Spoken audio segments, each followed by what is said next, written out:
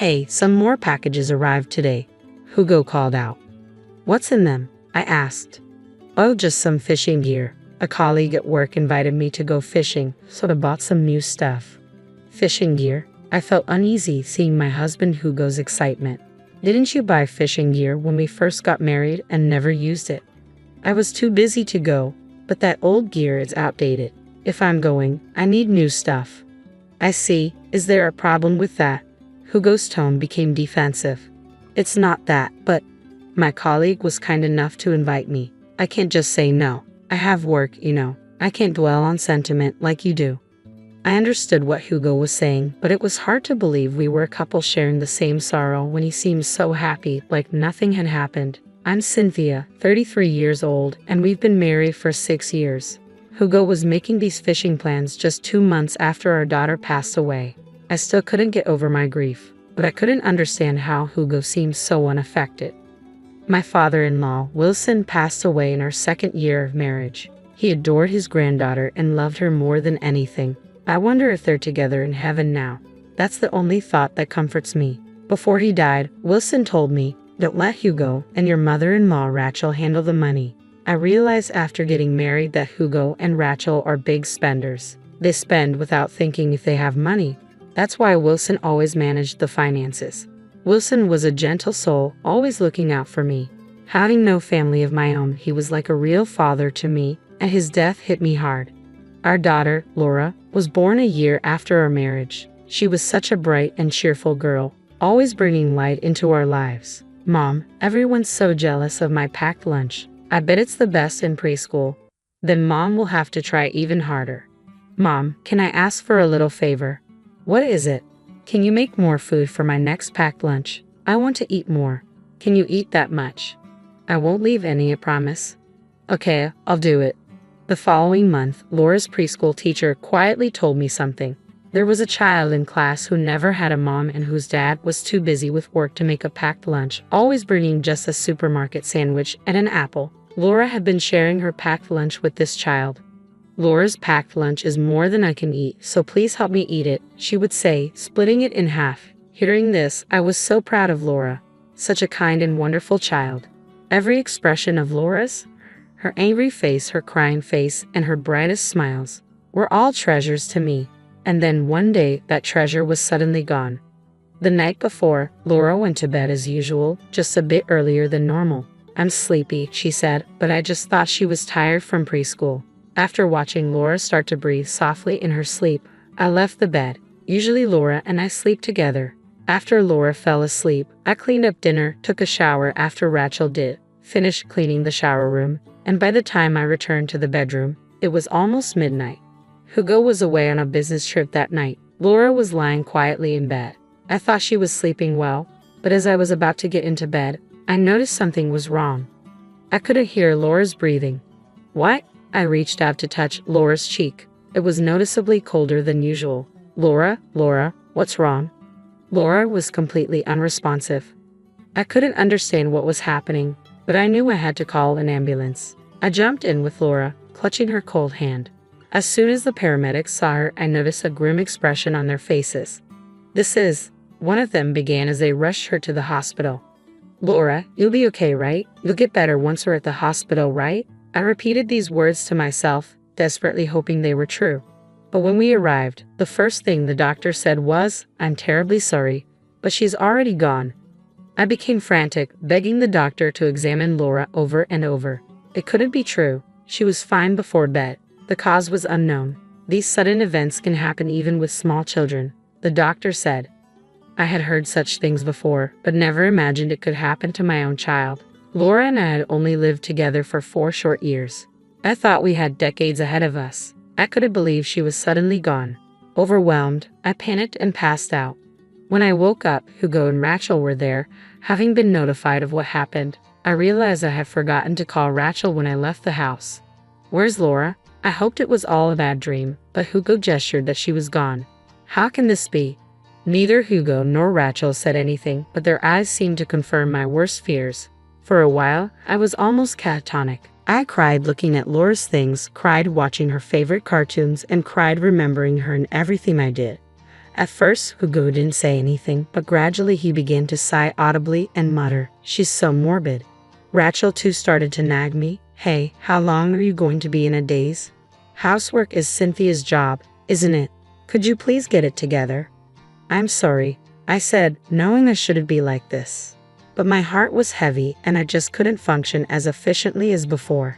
Yet, as they say, time heals. About 6 months later, I started to manage the daily routines normally again. Hugo did cry a bit at the funeral, but he was never what you would call a doting father. He preferred playing games over spending time with Laura, which is why she wasn't very attached to him. Maybe Hugo wasn't as heartbroken because he didn't feel much of a connection as a parent. But who else will mourn for Laura, our daughter who only lived for 4 years, if not her parents? About a month after Laura's death, Hugo returned to his usual spendthrift self, enjoying shopping and browsing the web. When Laura died, both Hugo and Rachel looked at me as if it was my fault, like they were silently blaming me. But they didn't say anything, probably because they weren't as heartbroken about her absence as I was.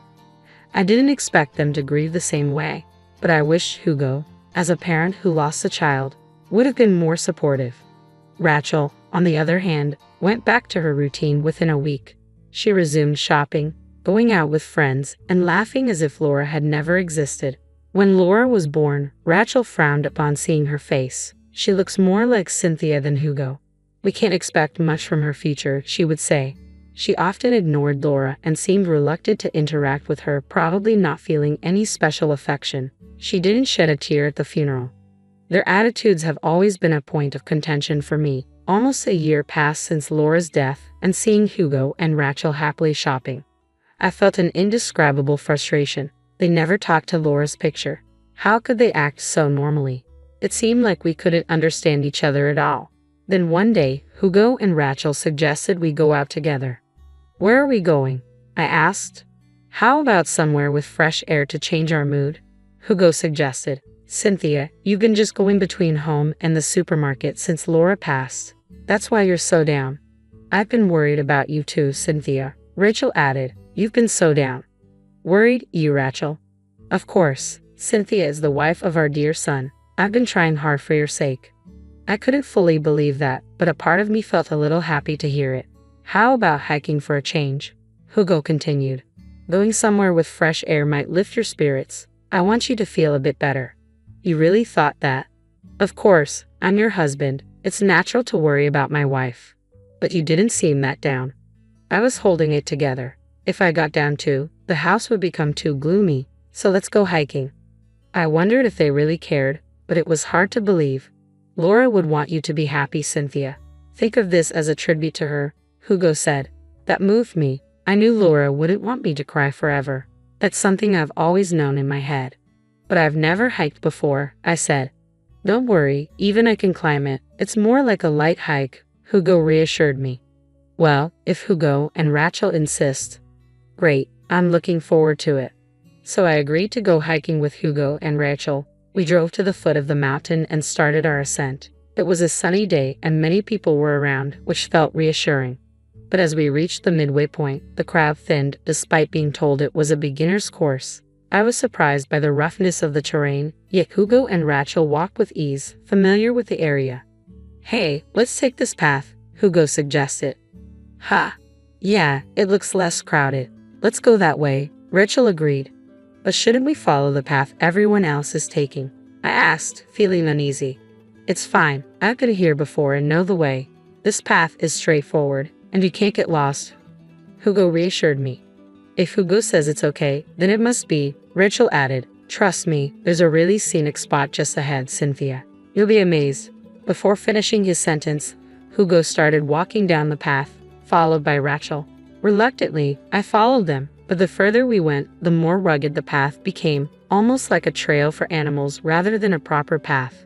"Wait, are you sure we're on the right path? Can we really get through here?" I asked, my concern growing. "Don't worry, we'll reach a wider path soon. Just keep up," Hugo said confidently. Hugo and Rachel continued, seemingly sure of themselves. Rachel, now 60, was surprisingly nimble, walking more effortlessly than I was. Soon they were far ahead, their figures intermittently visible through the dense foliage. "Wait, don't leave me behind here," I called out. Hurry up. We'll run out of daylight. Hugo's voice echoed from the distance. I hurried, but couldn't catch up. Their heads, once visible, were now out of sight. Hugo, Rachel, I called out in fear, but no reply came.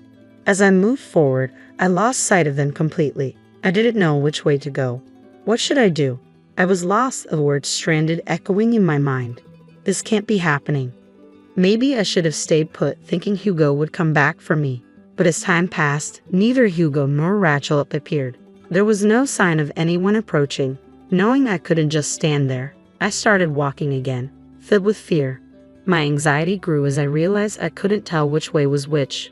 I decided to retrace my steps, but even finding my own tracks on this unmarked path was a challenge. I felt like I was getting deeper into the wilderness. Panicking, I stumbled several times, each fall draining more energy. Soon, the surroundings began to darken, and my anxiety intensified. If night fell, I wouldn't be able to descend. The temperature dropped as evening approached. It was late March, but the nights were still cold, especially in the mountains. What would happen if I had to spend the night here? Exhausted, I collapsed against a large tree. I can't go on. I voiced my despair. Thoughts of this being the end of my life crept in, my consciousness fading. In my dimming awareness, I heard a voice I had longed to hear. Mom, Mom. Shocked, I opened my eyes. There was my dear Laura. Laura, is that you? Laura smiled at me. Ah, I must be in heaven, I thought hazily. I reached out to hug Laura, but she seemed to slip through my arms, flying away. Laura, Mom is over here. Laura turned and started running. Wait, I reflexively stood up to follow Laura, feeling strangely energized despite my earlier exhaustion. This couldn't be the real world, but if it meant holding Laura again, I didn't care if it was a dream. When I thought of that, I naturally felt motivated. I felt invigorated and chased after Laura. Laura, wait, I called. Laura turned back, smiling. It felt like playing tag with Laura, a joyful feeling. Before I knew it, I had reached the foot of the mountain, and Laura was gone. Laura, where are you?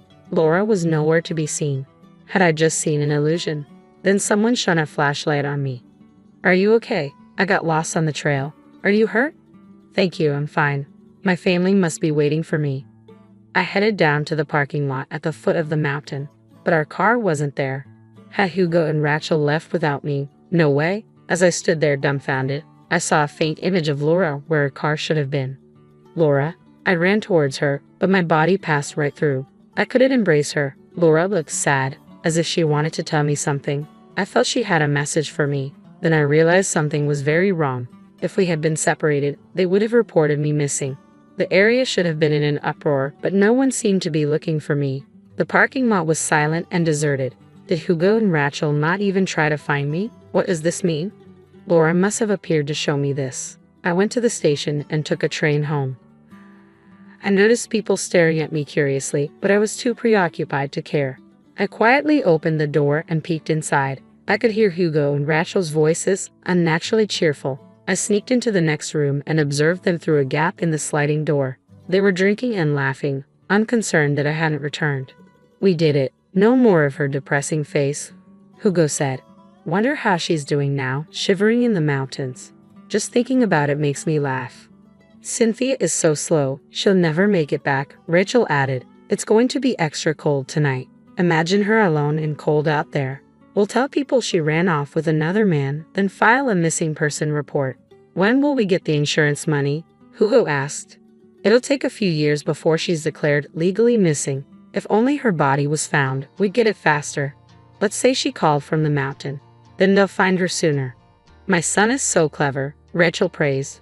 Hearing this, I trembled with anger. I couldn't believe they had planned this. I listened to their conversation, unnoticed. I was a fool to ever think of them as family. Make sure to cry at the funeral, Hugo said. You didn't shed a tear for Laura. Well, I wasn't sad. Laura wasn't cute. She looked just like Cynthia. Rachel replied, I never wanted kids. They're just annoying. Hearing this, I burst open the sliding door. Hugo and Rachel looked at me in surprise, their expressions frozen in shock. Hugo backed up against the wall while Rachel covered her head with a throw. I realized I must have looked like a ghost covered in mud, with torn clothes and scratches. I decided to play along. I'll haunt you. I declared, my voice echoing through the room. They shivered in fear. It wasn't me. Blame Hugo, Rachel yelled. What? You agreed. Mom was the one laughing about how cold it must be. Hugo protested. It's not my fault. Haunt her. Hugo pleaded.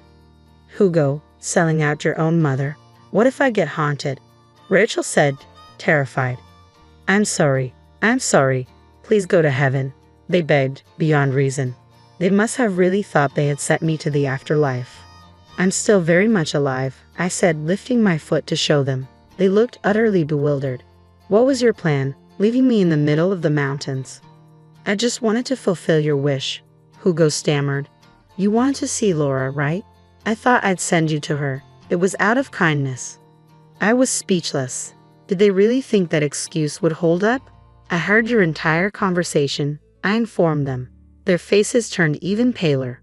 Of course, I'll be divorcing Hugo. I can't stay here, not with my life on the line. Too bad you won't get the insurance money. I recorded your conversation. I'm taking it to the police. What? I'll consult a lawyer, and you'll face the consequences. Cynthia's fine, right? We didn't commit any crime. I won't let this go unpunished. Perhaps it was seeing Laura that gave me strength or knowing their evil intentions, but I felt the newfound power within me. I wasn't going to lose. Rachel, still unable to believe I was alive, peeked out from under her throw at Hugo, and me, still trembling.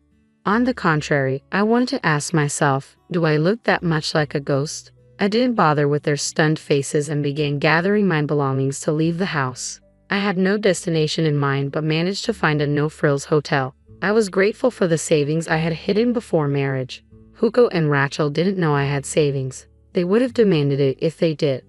The next day, I visited the police and a lawyer's office. Abandoning a healthy adult in the mountains might not constitute abandonment, but intentionally leaving someone in a dangerous place was illegal. Some punishment was inevitable. My lawyer said I could claim damages for emotional distress. My recording of their conversation led to their arrest for fraud and assault, resulting in a criminal sentence. The divorce was finalized and I claimed compensation and damages.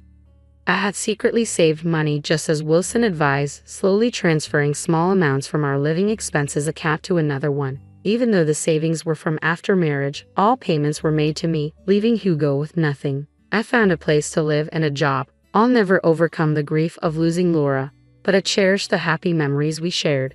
As long as I have these memories, I won't be lonely. Laura saved my life. She wanted me to live. I'm the only one who can cherish her memories. I'm not alone. Laura's smiling face is always with me. Mom, I love your smile, Laura often said. So I'll keep smiling. The smile Laura loved, and move forward. I'm Kelly, and John and I met right after I finished college. He swept me off my feet with his charm and ambition. Before I knew it, we were married and living in the apartment he'd bought before our wedding. It wasn't anything fancy, but it was ours, and I loved every bit of it. Our daughter Sarah came along soon after. She was perfect, John's blue eyes and my curly hair. I thought we had it all, a loving family, a cozy home, and promising careers ahead of us. I landed a job as a secretary at a small but growing company. The pay wasn't great, but I enjoyed the work and got along well with my coworkers. John, on the other hand, was making his way up at his construction firm. He'd come home with stories of big projects and even bigger deals. I was proud of him, even if his long hours meant I was often alone with Sarah. But something changed in John over time. He'd come home late, eyes narrowed with suspicion. Who called, he'd demand, or why were you all dressed up? At first, I laughed it off, but soon his jealousy became suffocating. One night, after he'd grilled me about a work event, I confronted him. You think I'm cheating? With who, John? The mailman? He didn't crack a smile. Don't play dumb, Kelly. I see how men look at you. And that boss of yours? Is happily married with 3 kids, I cut him off. For God's sake, John, I'm your wife. I love you. But my words fell on deaf ears. The arguments became more frequent, each one chipping away at our marriage. I was faithful, always had been, always would be. But John's distrust was like a poison, seeping into every part of our lives. Through it all, Sarah remained blissfully unaware. At 10 years old, her world revolved around school, friends, and her iPad. I tried to shield her from our fights, but kids always know more than we think. The irony wasn't lost on me. John was the one always coming home late, always going on business trips. If anyone had reason to be suspicious, it was me. But I trusted him. I believed in our vows, in our love. Why couldn't he do the same? One night, after a particularly nasty fight, I found myself staring at the ceiling, unable to sleep. John's soft snores filled the room, but I felt miles away from him. How had we gotten here? When had love turned to suspicion, trust to accusation? I thought about leaving, about taking Sarah and starting over. But where would we go? What kind of life could I give her on a secretary's salary? And despite everything, I still loved John. I loved the man he used to be, the man I hoped he could be again. Just when I thought things couldn't get more complicated, life threw me another curveball. My mom, the rock I'd always leaned on, had a stroke.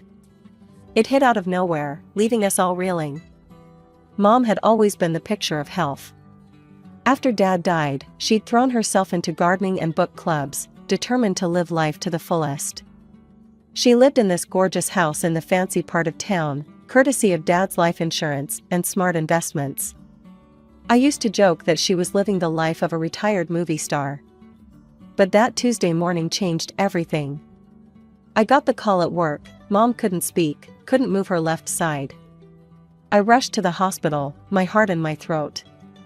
The next few weeks were a blur of hospitals, doctors, and terrifying medical jargon.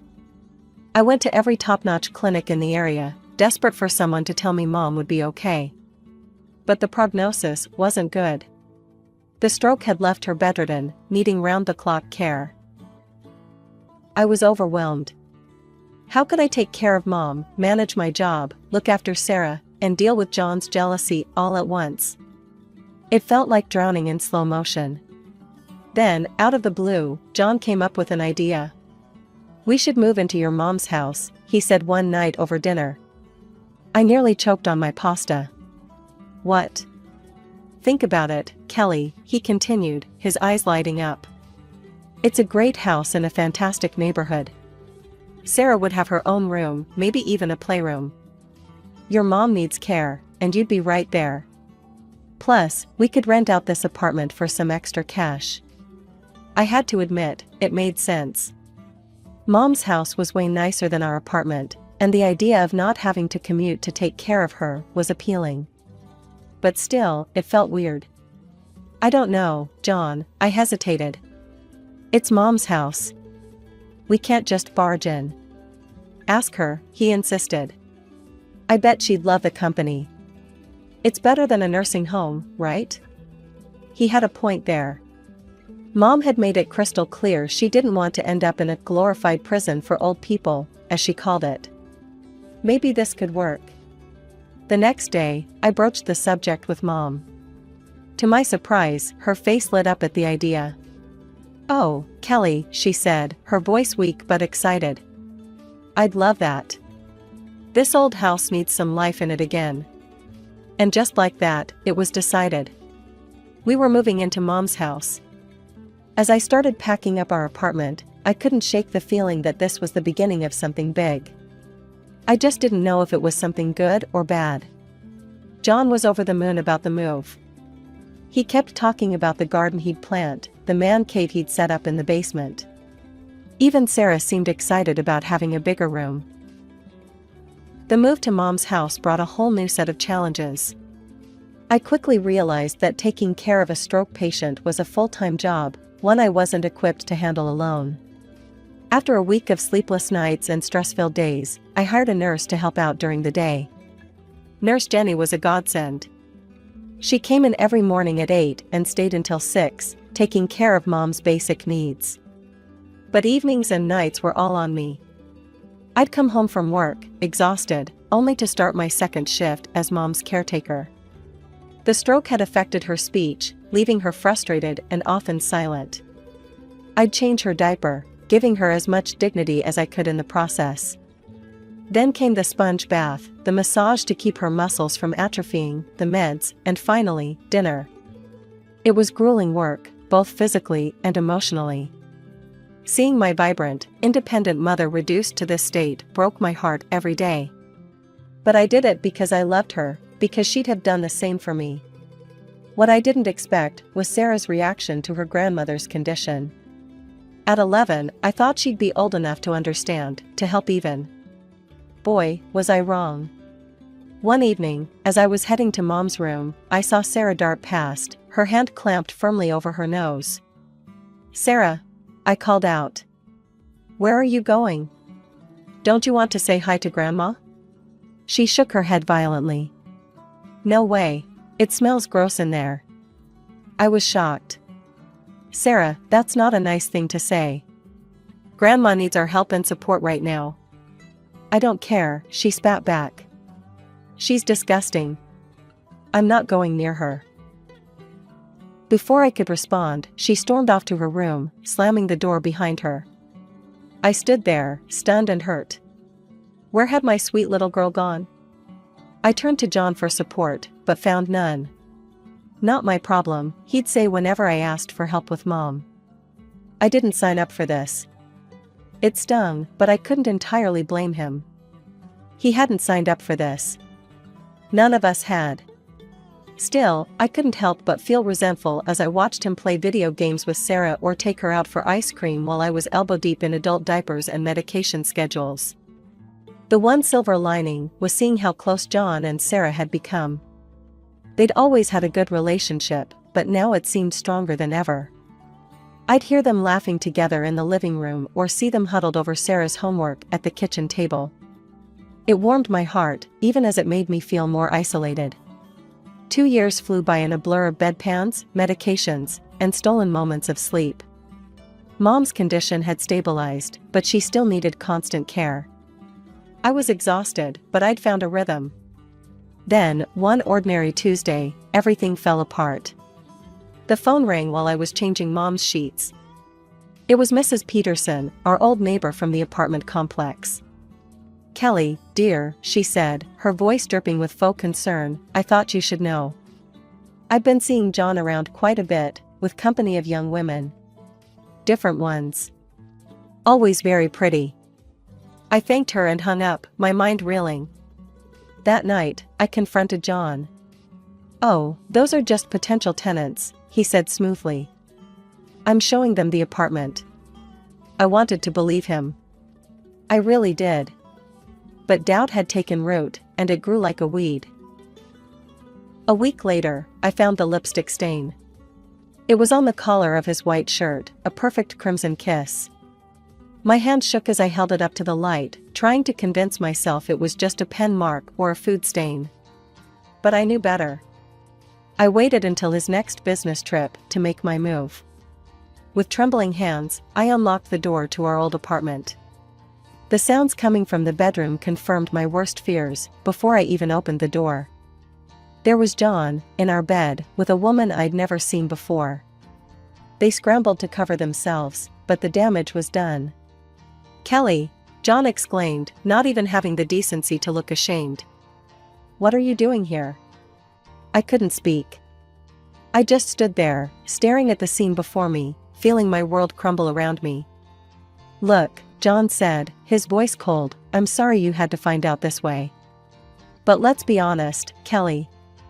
I'm bored. You're always busy with your mother. This is exciting." His words cut deeper than any knife. Without a word, I turned and left, my mind already racing towards what I needed to do next. The divorce proceedings were ugly. John fought me every step of the way, but in the end, we stood before a judge, dividing up our life together like it was nothing more than assets on a balance sheet. Then came the hardest part, custody of Sarah. At 12, she was old enough to have a say, and her choice broke my heart. "I want to live with Dad," she declared, her voice steady. "I don't want to be around Grandma anymore. It's gross and depressing. And Mom's always trying to make me help." The judge nodded sympathetically. He took into account John's higher income, the stability he could provide, and Sarah's clear preference. In the end, John was awarded primary custody. I was devastated, but I tried to focus on what was best for Sarah. John could give her opportunities one couldn't: private school, dance lessons, summer camps. We agreed on weekends and holidays for me, a schedule that looked so neat and tidy on paper, but felt like a gaping wound in my heart. As I watched Sarah pack up her things, chatting excitedly about her new room at Dad's new place, I felt like I was losing everything. My marriage was over, my daughter was leaving, and I was left with a house that felt more like a hospital than a home. The first few months after the divorce were tough, but I clung to my weekends with Sarah like a lifeline. We'd go to the movies, have ice cream in the park, or just hang out at home. It wasn't perfect, but it was something. Then, slowly, things began to change. Sarah started canceling plans. "I have a sleepover," she'd say. Or, "Dad's taking me to a concert." I tried to be understanding, to be the cool mom who didn't make a fuss. But each cancellation felt like a knife twisting in my gut. Soon, the cancellations became more frequent. Weeks would go by without a visit. My calls went straight to voicemail. Text messages were met with one-word responses, if I got any response at all. One Sunday, after yet another canceled visit, I decided to call Sarah directly. The phone rang once, twice, then went to voicemail. I tried again. This time, a robotic voice informed me that the number I was trying to reach had blocked my calls. My hand shook as I dialed John's number. "What do you want, Kelly?" His voice was cold, annoyed. "John, I can't reach Sarah. She's blocked my number." "What's going on?" There was a long pause. Then, "Look, Kelly, Sarah doesn't want to talk to you right now. You need to respect that." "Respect that?" "She's my daughter. She's also a person with her own feelings," John shot back. "And right now, she doesn't want to be around all that negativity at your place. I mean the sickness, the sadness. Sarah needs stability. She needs a normal family. Sarah sees Lisa as a mother figure now. She has a normal family life here. 2 parents, no sick relatives, no drama. Why can't you just let her be happy?" I couldn't speak. Tears were streaming down my face, and I was glad John couldn't see me. "Look," he continued, his voice softening slightly, "I know this is hard. But if Sarah doesn't want to see you right now, you need to respect that. Don't force it. It'll only push her away more." I wanted to scream, to argue, to demand my rights as a mother. But a small, rational part of my brain whispered that he might be right. If I pushed too hard, I might lose Sarah forever. I sank to the floor, phone clutched to my chest, and sobbed. My little girl, my Sarah, didn't want me anymore. Someone else was being her mother, kissing her goodnight, helping with homework, sharing all the moments I was missing. Mom found me there hours later, still on the floor. She'd managed to shuffle over with her walker, her face creased with concern. "Kelly," she said, her voice stronger than it had been in months. "What's wrong, sweetheart?" I looked up at her, this woman who'd been my rock for so long, who I'd been taking care of for years. In that moment, our roles reversed again. I was the child, seeking comfort from my mother. "Oh, Mom," I cried, reaching for her hand. "I've lost her. I've lost my baby girl." Mom squeezed my hand, her touch still weak but full of love. "No, Kelly. You haven't lost her. She's just lost right now. She'll find her way back to you. You'll see." 14 years. It's amazing how time can fly by and drag on simultaneously. Mom's condition improved slightly over the years, she regained some mobility and speech, but caring for her remained a full-time job. When she passed away peacefully in her sleep, I felt a mixture of grief and, shamefully, relief. Suddenly, I found myself alone in this big, empty house. The silence was deafening. No more beeping medical equipment, no more schedules of medications and therapy sessions. Just me, rattling around in rooms full of memories. Then, out of the blue, my phone rang. The number was unfamiliar, but the voice. I'd know it anywhere, even after all these years. Mom? It's Sarah. I was hoping we could meet to talk. We arranged to meet at a cafe downtown. As I waited, my hands shaking around my coffee cup, I spotted a young woman entering. It took me a moment to realize it was Sarah. Gone was the gangly preteen I remembered. In her place stood a poised, beautiful young woman. "Hi, Mom," she said, sliding into the seat across from me. We made awkward small talk at first. She filled me in on her life, her job in marketing, her hobbies, her friends. Then she dropped the bombshell. "I'm getting married," she said, pulling an envelope from her purse. "Here's an invitation." My heart swelled with joy and a tinge of sadness. My little girl, getting married. And I'd missed so much. "Oh, Sarah, that's wonderful news. I'm so happy for you. Listen, if you need any help with the expenses." She cut me off abruptly. "Actually, Mom, that's kind of why I wanted to meet. I was hoping to talk about Grandma's inheritance. The house, her savings. I want them." I felt like I'd been slapped. "Excuse me?" "Look, Mom," she said, leaning forward. "That house is in a great area. It's worth a fortune. After the wedding, Jake and I want to live there. Start our family there." Anger bubbled up inside me. "Sarah, you haven't set foot in that house in over a decade. You said it disgusted you. You called it a tomb." She waved her hand dismissively. "I was a kid then. I've grown up. Times have changed. And let's face it, I'm Grandma's only grandchild. She would have wanted me to have it." I couldn't believe what I was hearing. "Wanted you to have it? Sarah, you didn't even come to her funeral. You didn't call, didn't write for years." "That's ancient history," she snapped. "The point is, that house should be mine. I deserve a comfortable life." "Deserve?"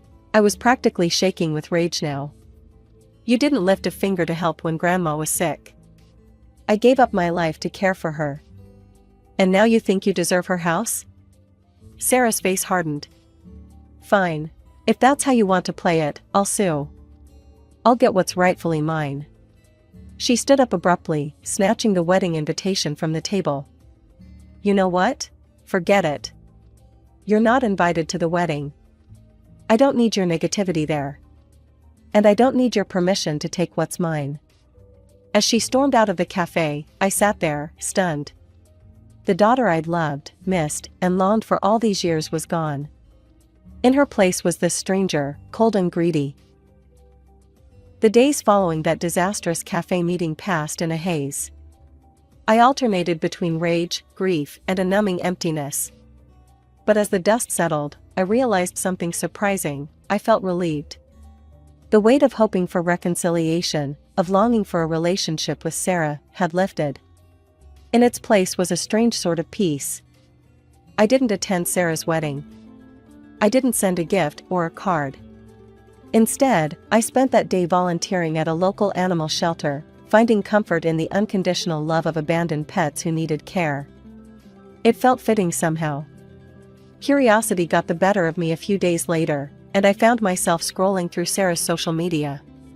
There she was, radiant in white, smiling up at her new husband. For a moment, my heart clenched with the pain of what might have been. But then I saw it, a long, rambling post about her cruel mother who refused to attend her wedding, who withheld her rightful inheritance out of spite. I read it twice, marveling at the sheer audacity of her lies. Part of me wanted to comment, to set the record straight. But what would be the point? The people who mattered, the family who had seen me care for Mom all those years, knew the truth. As for everyone else?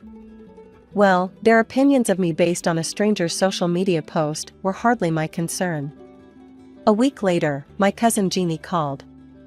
"Kelly, I thought you should know," she said, her voice a mix of anger and concern. "Sarah's been talking about suing you for your mom's estate." I sighed, unsurprised.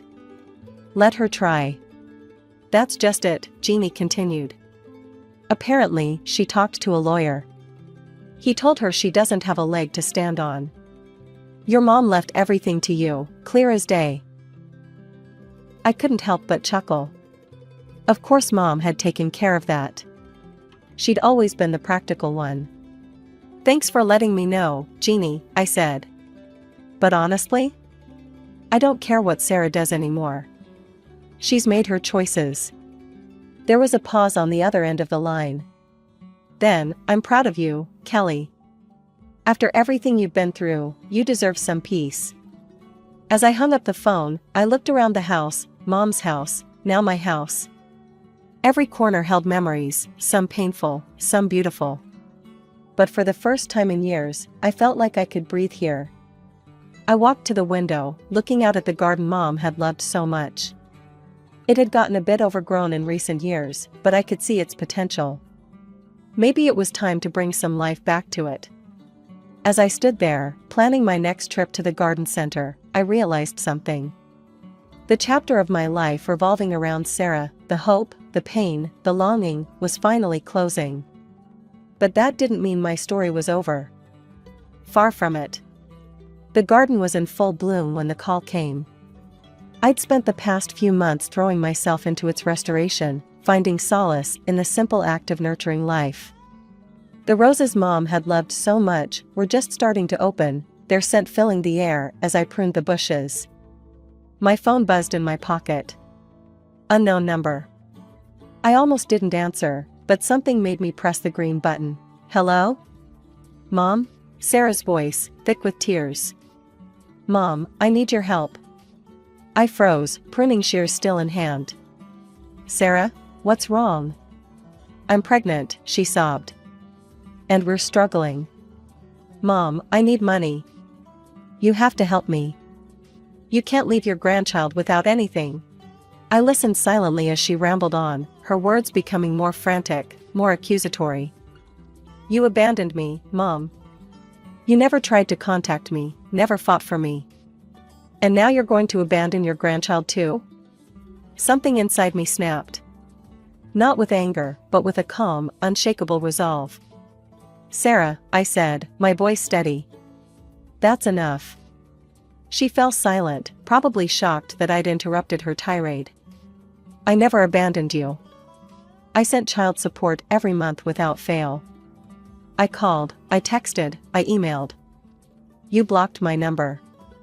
You chose your stepmother.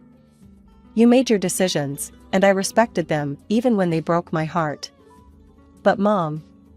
No, Sarah, I'm not finished. You're an adult now, about to be a parent yourself. It's time you took responsibility for your choices and your life. I'm not your bank. I'm not your safety net.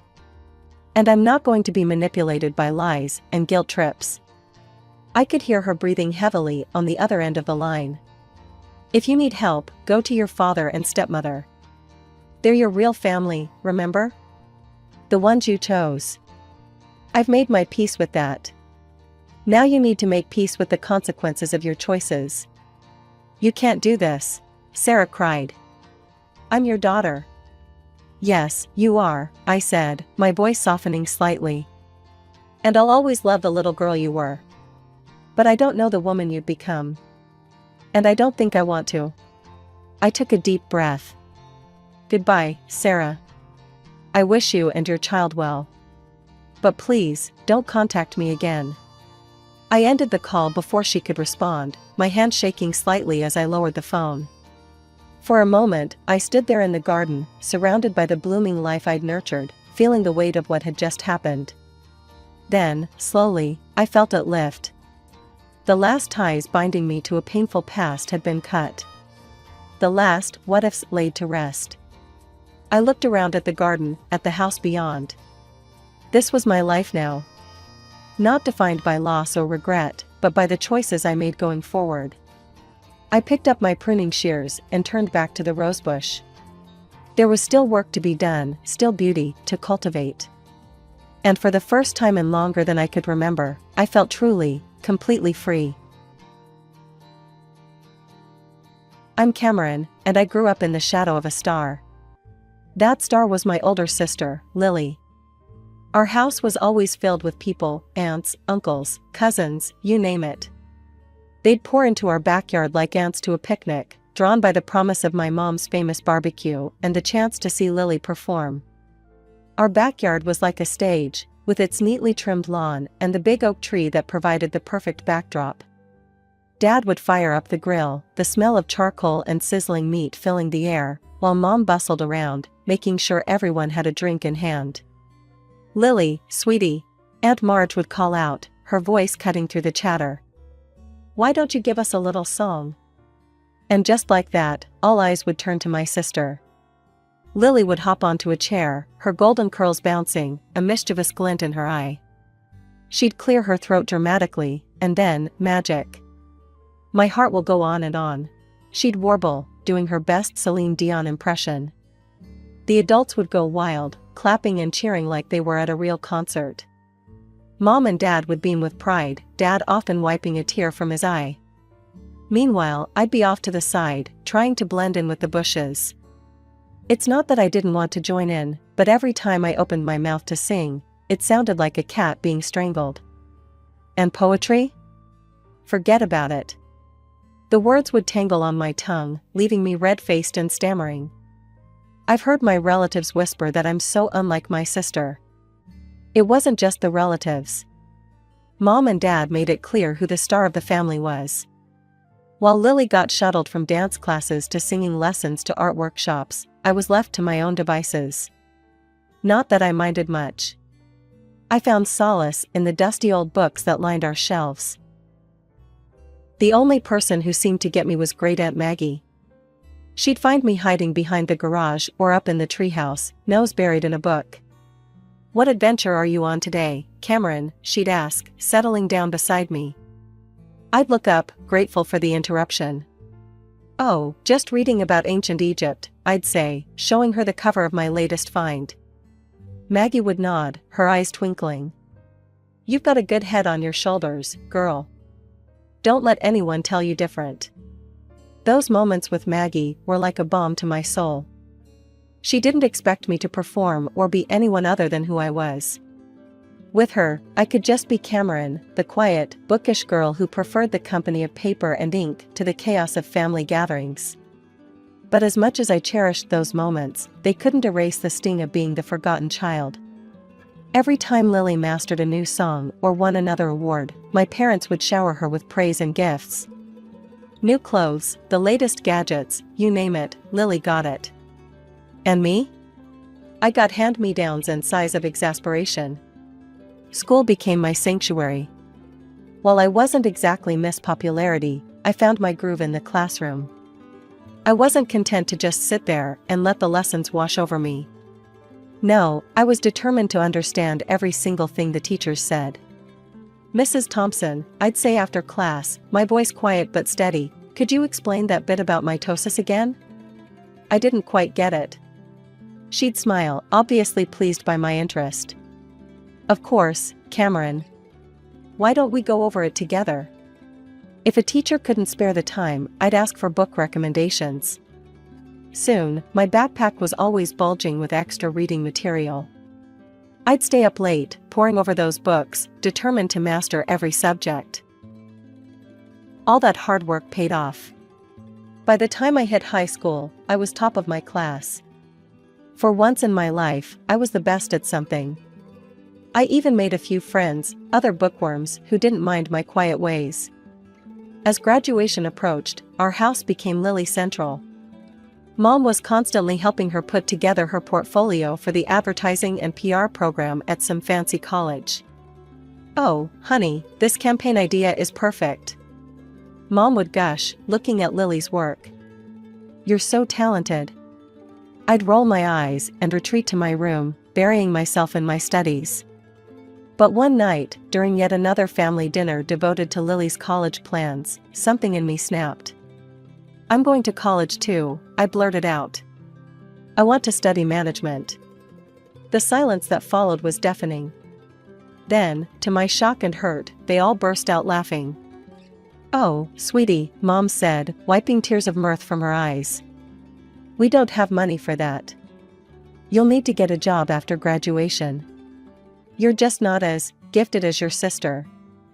I felt like I'd been slapped. But I'm the top student in my class," I stammered, my face burning with anger and embarrassment. "I get straight A's." I stormed up to my room and came back with my report card, slamming it on the table. They all leaned in to look, their eyes widening in surprise. "Well, I'll be damned," Dad muttered, scratching his head. "When did this happen?" "It's been happening for years," I spat. "Not that any of you ever noticed." Mom at least had the decency to look ashamed. "Cameron, we had no idea." But Dad cut her off. "Look, it doesn't change anything. We've spent all our savings on Lily's education. There's nothing left for you, Cameron.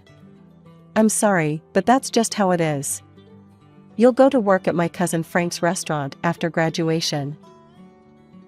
I turned and ran, ignoring their calls. I sprinted up the stairs, into my room, slamming the door so hard the walls shook. As I collapsed onto my bed, sobs racking my body, I felt something inside me harden. Fine, I thought, my hands clenching into fists. If they won't help me, I'll find another way.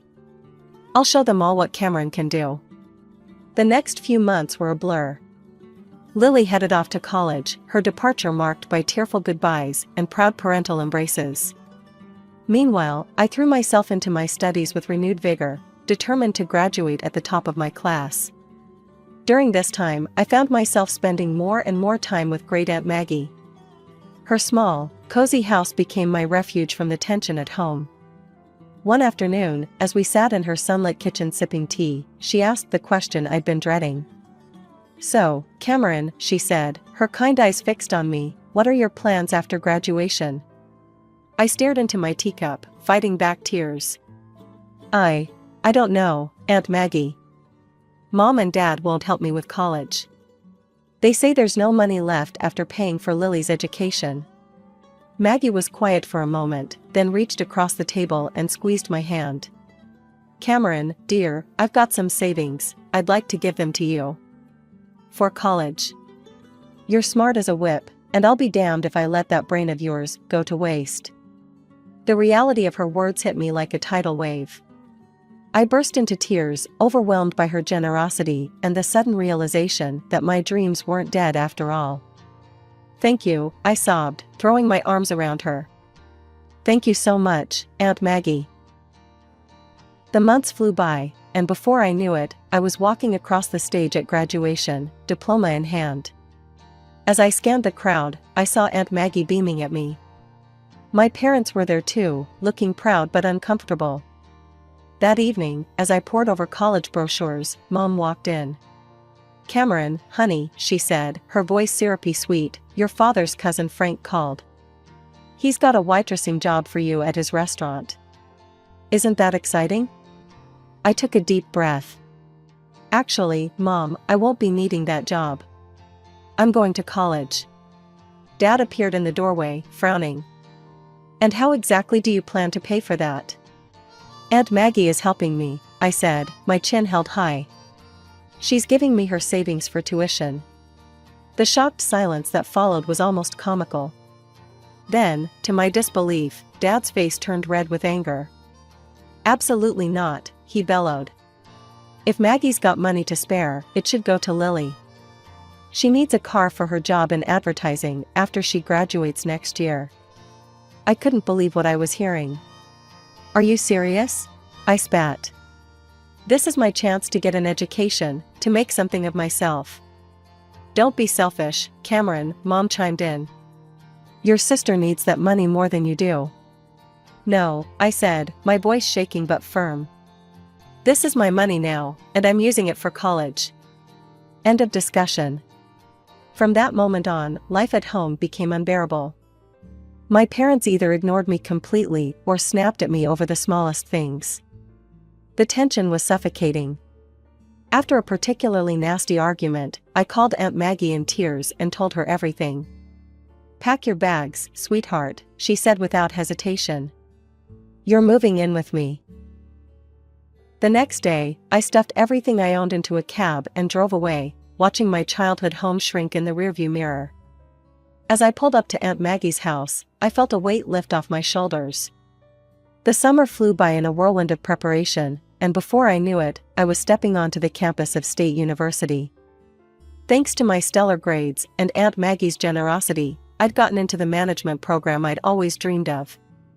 My first day of classes, I felt like I was floating on air. As I sat in my introduction to business lecture, drinking in every word, I couldn't help but think, I made it. I'm really here. Meanwhile, Lily was starting her senior year at her fancy college. I hadn't heard much from her or my parents since I'd moved out, but I tried not to let it bother me.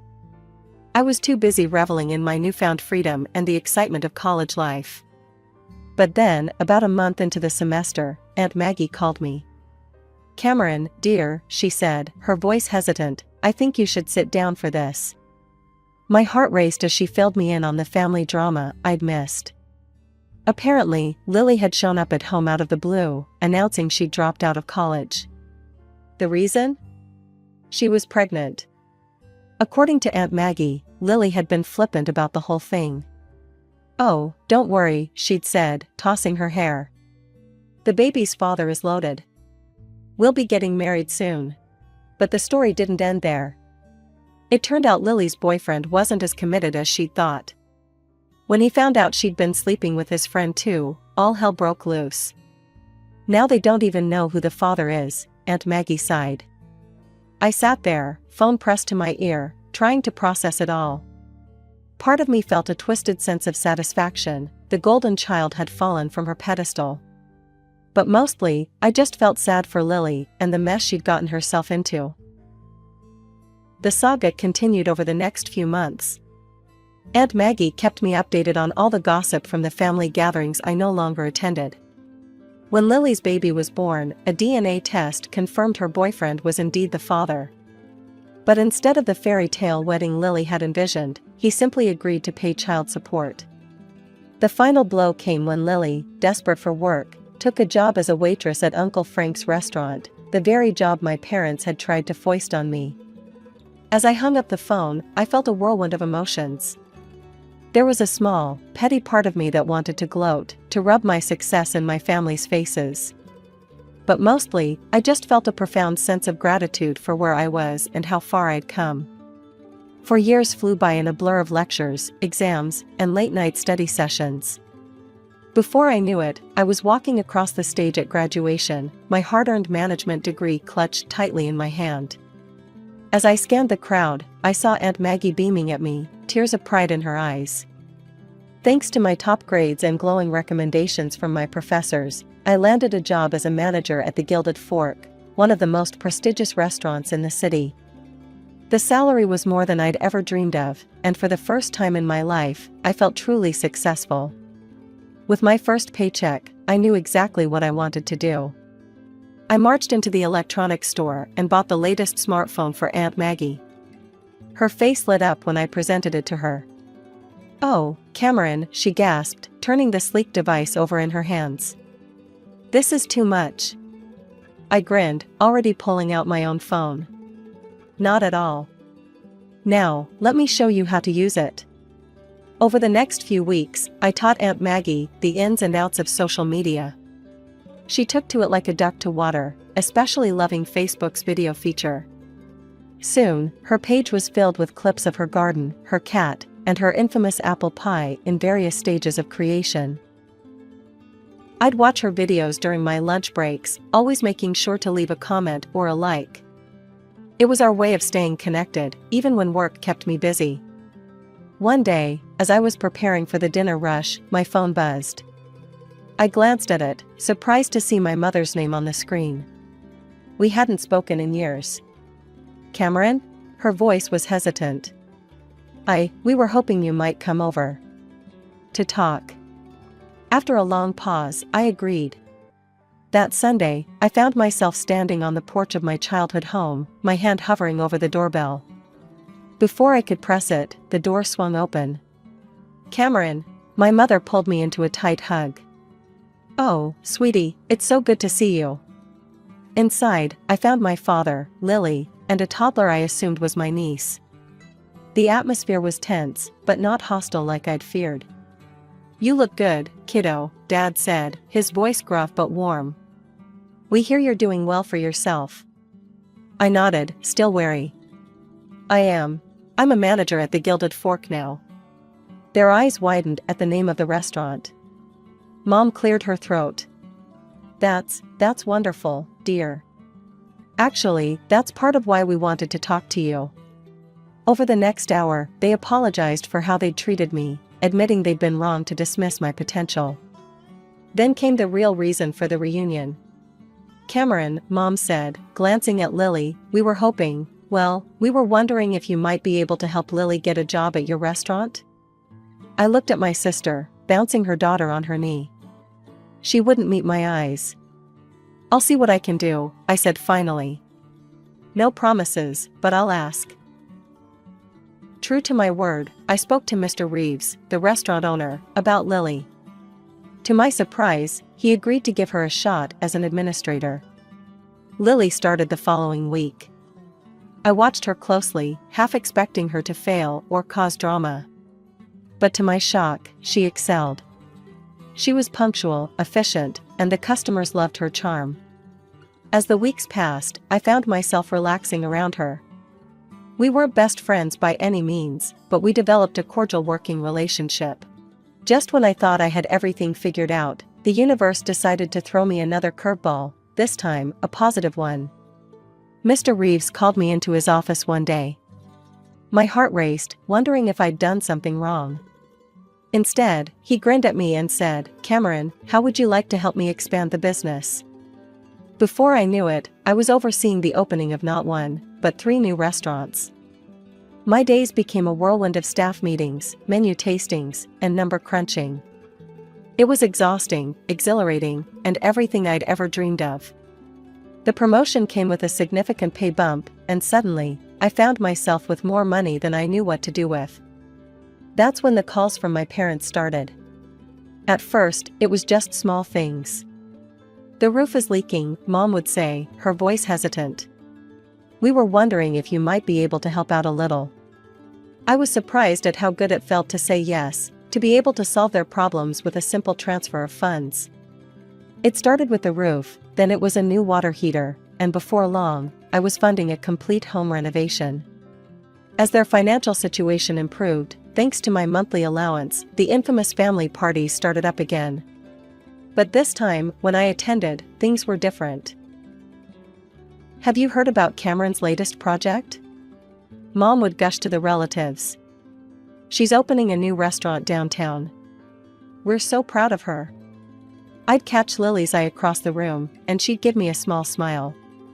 She was doing well too, having been promoted to head administrator at the Gilded Fork. "My girls," Dad would say, an arm around each of us.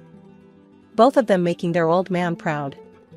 Part of me wanted to be bitter, to remind them of how they'd treated me before. But a larger part reveled in the warmth of their approval, something I'd craved for so long. As I drove home that night, I felt a sense of contentment wash over me. Finally, after all these years, I had what I'd always wanted, success in my career and the love and appreciation of my family. I was the golden child now, but better than that, I was my own woman, standing on my own 2 feet. It was a lazy Sunday afternoon when my world came crashing down around me. I was scrolling through Facebook, sipping my coffee, when I saw that Aunt Maggie had posted a new video. It was from one of the family gatherings I'd missed due to work commitments. Smiling, I clicked play, expecting to see the usual scenes of laughter and merriment. What I saw instead made my blood run cold. There, in living color, were my parents, their faces flushed with alcohol and self-righteousness. Mom was gesticulating wildly, her voice slurred but unmistakable. And Cameron, that ungrateful little freeloader, she was saying, "She barely gives us anything. We're not made of money, you know." Dad chimed in, his face red. "That's right. We're doing just fine, thanks to our Lily. She's the one keeping that fancy restaurant afloat. Cameron just rides on her coattails." The video continued, with various relatives nodding along, some even adding their own criticisms. Lily sat in the corner, looking uncomfortable but not contradicting them. As the video ended, I sat there, stunned. How could they? After everything I'd done for them, all the money I'd given them, how could they turn around and say such awful, untrue things? With shaking hands, I scrolled down to the comments. There, I saw a stream of messages from my parents. Maggie, delete this video right now. You had no right to post this. Take it down immediately. But Aunt Maggie's response made me burst into tears. I don't know how to delete videos, and even if I did, I wouldn't. It's time everyone saw the truth about how you treat Cameron. She's the one supporting you, and this is how you repay her kindness? Shame on you both. I sat there for what felt like hours, replaying the video, reading and rereading the comments. The betrayal cut deep, reopening wounds I thought had long since healed. Finally, I picked up my phone and dialed Aunt Maggie's number. Oh, Cameron, dear, she said when she answered, her voice full of sympathy. I take it you've seen the video? Yeah, I croaked, my voice raw from crying. I can't believe it, Aunt Maggie. How could they? I could hear the anger in her voice as she replied, they've always been like this, Cameron. You just haven't been around to see it. I'm sorry you had to find out this way, but maybe it's for the best. You deserve to know the truth. We talked for hours, Aunt Maggie comforting me as I cycled through shock, anger, and grief. As night fell, I made a decision. I'm cutting them off, I told Aunt Maggie, my voice firm despite the pain in my heart. No more money, no more help. They made their bed, now they can lie in it. The days following the video revelation were some of the hardest of my life. My phone buzzed constantly with messages and calls from my parents, but I couldn't bring myself to answer. Their words, so cruel and untrue, played on a loop in my mind. Finally, after a week of silence, I sent them a brief, cold text. I've seen the video. I know what you really think of me. Don't contact me again. The money stops now. Their responses came flooding in immediately. At first, they were apologetic. Cameron, sweetie, we're so sorry. We didn't mean any of it. Please forgive us. But as the days passed and I maintained my silence, their tune changed. We're your parents. You owe us. Each message twisted the knife deeper, but I stood firm. I'd given them chance after chance, and they'd thrown it all back in my face. It was time to break the cycle. Lily, surprisingly, stayed out of it. At work, she was the model employee, efficient and professional. If she harbored any resentment over the loss of our parents' financial support, she didn't show it. Our interactions remained cordial but distant. I'm not taking sides, she told me one day after a staff meeting. It's between you and them. I nodded, appreciating her neutrality even if part of me wished she'd stand up for me. But I understood. She had her own child to think about now. As the weeks turned into months, I found myself leaning heavily on Aunt Maggie. Our Sunday video calls became the highlight of my week. She'd regale me with stories from her garden or her latest baking adventure, providing a much-needed dose of normalcy in the chaos my life had become. You're doing the right thing, Cameron, she'd assure me when doubts crept in. Don't let them manipulate you anymore. To my surprise, other relatives began reaching out too. Cousin Sarah, who'd always been kind to me at family gatherings, sent me a heartfelt email. I saw the video. I want you to know I think you're amazing, Cameron. What you've achieved, how you've helped everyone, you're an inspiration. Don't let anyone tell you otherwise. Uncle Bob, Dad's brother, called me out of the blue. Kid, I've watched you grow up and become this incredible woman. Your parents are fools if they can't see how special you are. You've got family in your corner, remember that. These messages of support were like balm to my wounded heart. I realized that while I might have lost my parents, I'd gained a family who appreciated me for who I truly was. As the year drew to a close, Mr. Reeves called me into his office. I went in nervous, wondering if the family drama had somehow affected my work performance. Instead, he smiled broadly and said, "Cameron, I'm retiring next year. I want you to take over as CEO of the restaurant group." I stood there, shocked into silence. Finally, I managed to stammer out, Are you sure?" He nodded, his eyes twinkling. "I've never been more sure of anything in my life. You've earned this, Cameron. You're the reason this business has flourished. It's time you took the reins." As I left his office, my head spinning with possibilities, I realized something profound. The little girl who'd been overlooked and underestimated had grown into a woman who'd surpassed everyone's expectations, including her own. I guess I should start at the beginning. I'm Camilla, and I was born to Jack and Lisa, my parents. Dad was always busy with his business stuff, and Mom was a teacher at the local elementary school. For the first 9 years of my life, things were pretty normal. We lived in a cozy house in the suburbs, had family dinners, went on vacations, you know, the usual stuff. Dad was always working on some new business idea. He'd come home late, his head full of plans and dreams. Mom was the calm one, always there with a hug or a kind word. She'd help me with my homework, bake cookies with me on weekends, and tell me stories before bed. But then, when I was 9, everything fell apart. It was a regular Tuesday evening. I was in my room, playing with my dolls, when I heard shouting from downstairs. It wasn't the normal kind of arguing, this was different, scary. I crept down the stairs, my heart pounding. I saw Mom and Dad in the living room. Dad's face was red, and he was waving his arms around.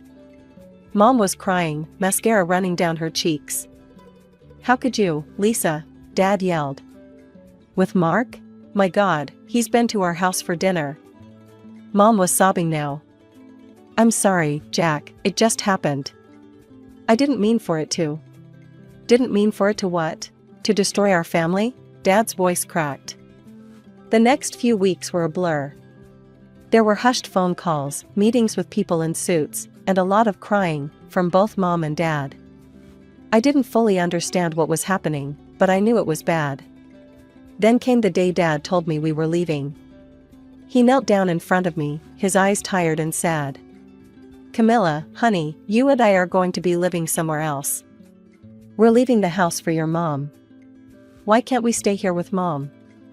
I asked, my lower lip trembling. Dad looked around the living room, his gaze lingering on the family photos. "It's complicated, sweetie. But we both love you very much. That will never change." As Dad and I drove away from our house, my stuffed animals and favorite books piled in the back seat, I felt like my whole world was crumbling.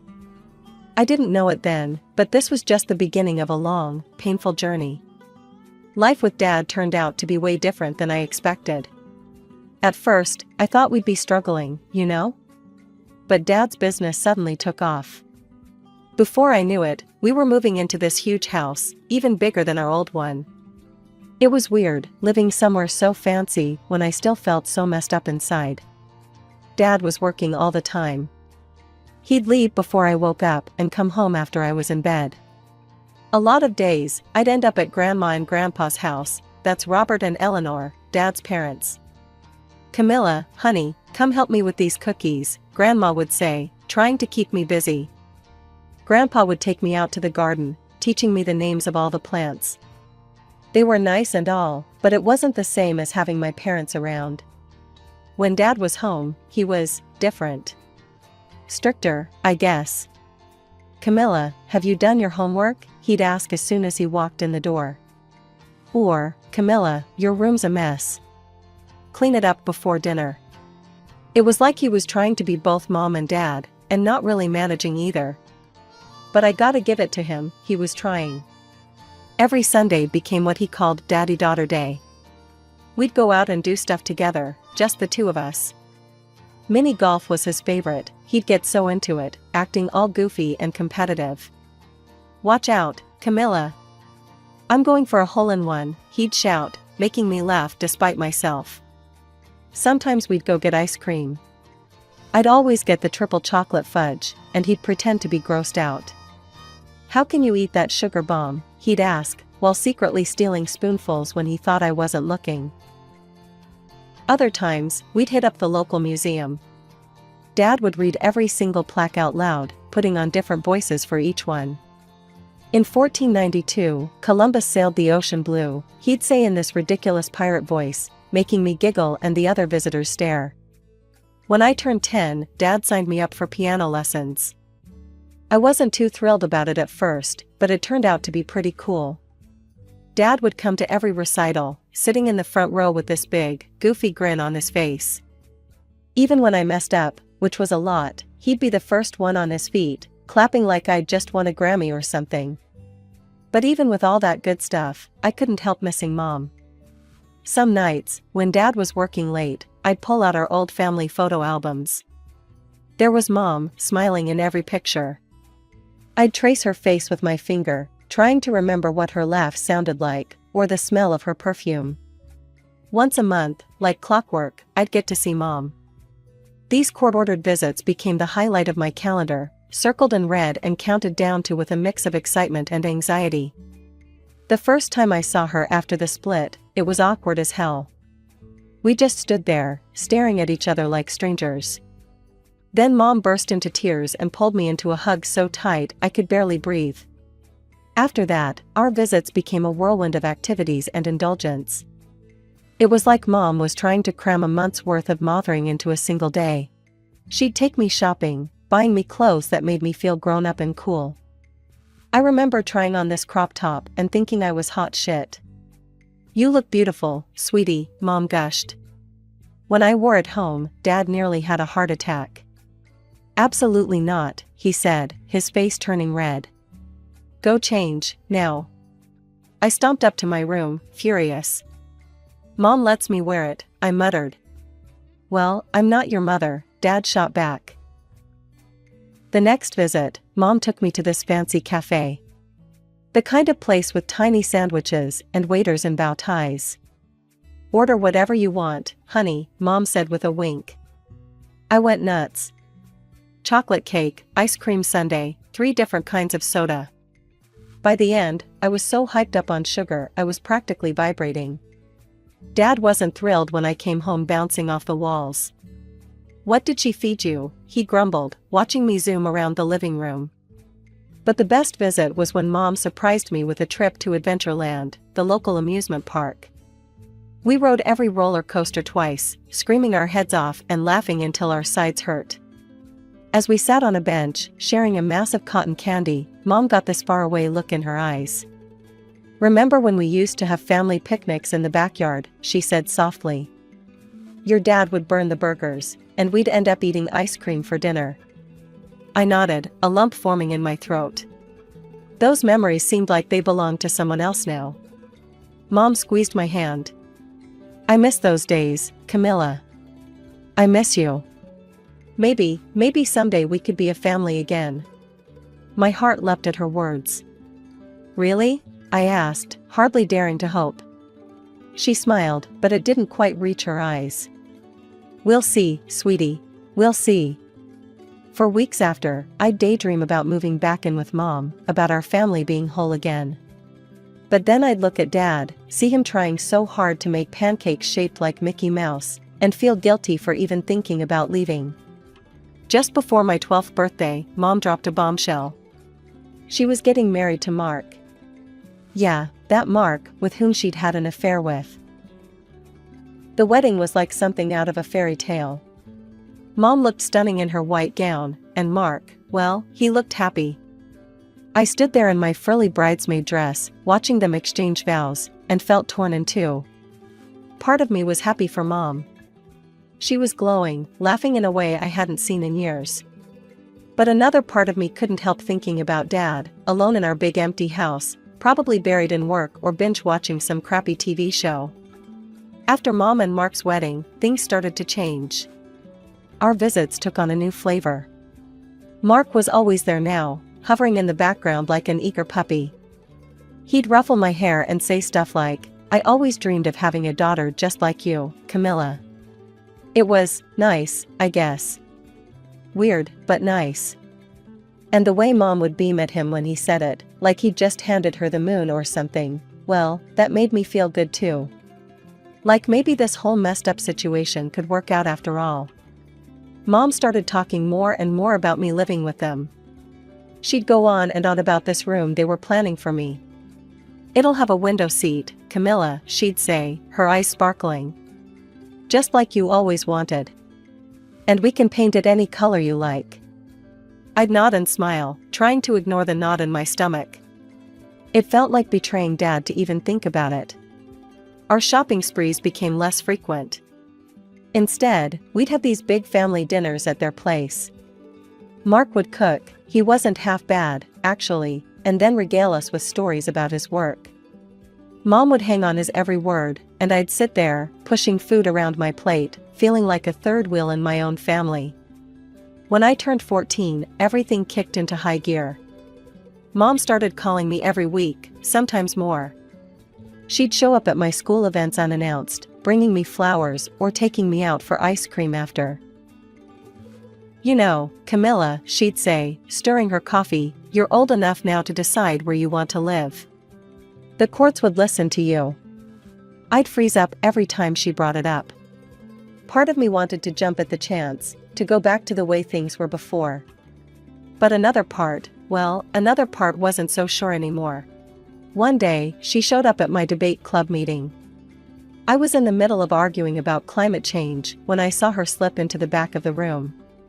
After it was over, she rushed up to me, beaming. "Oh, Camilla, you were wonderful," she gushed. "You know, if you lived with us, you could join the debate team at your new school. They're state champions." I felt my stomach clench.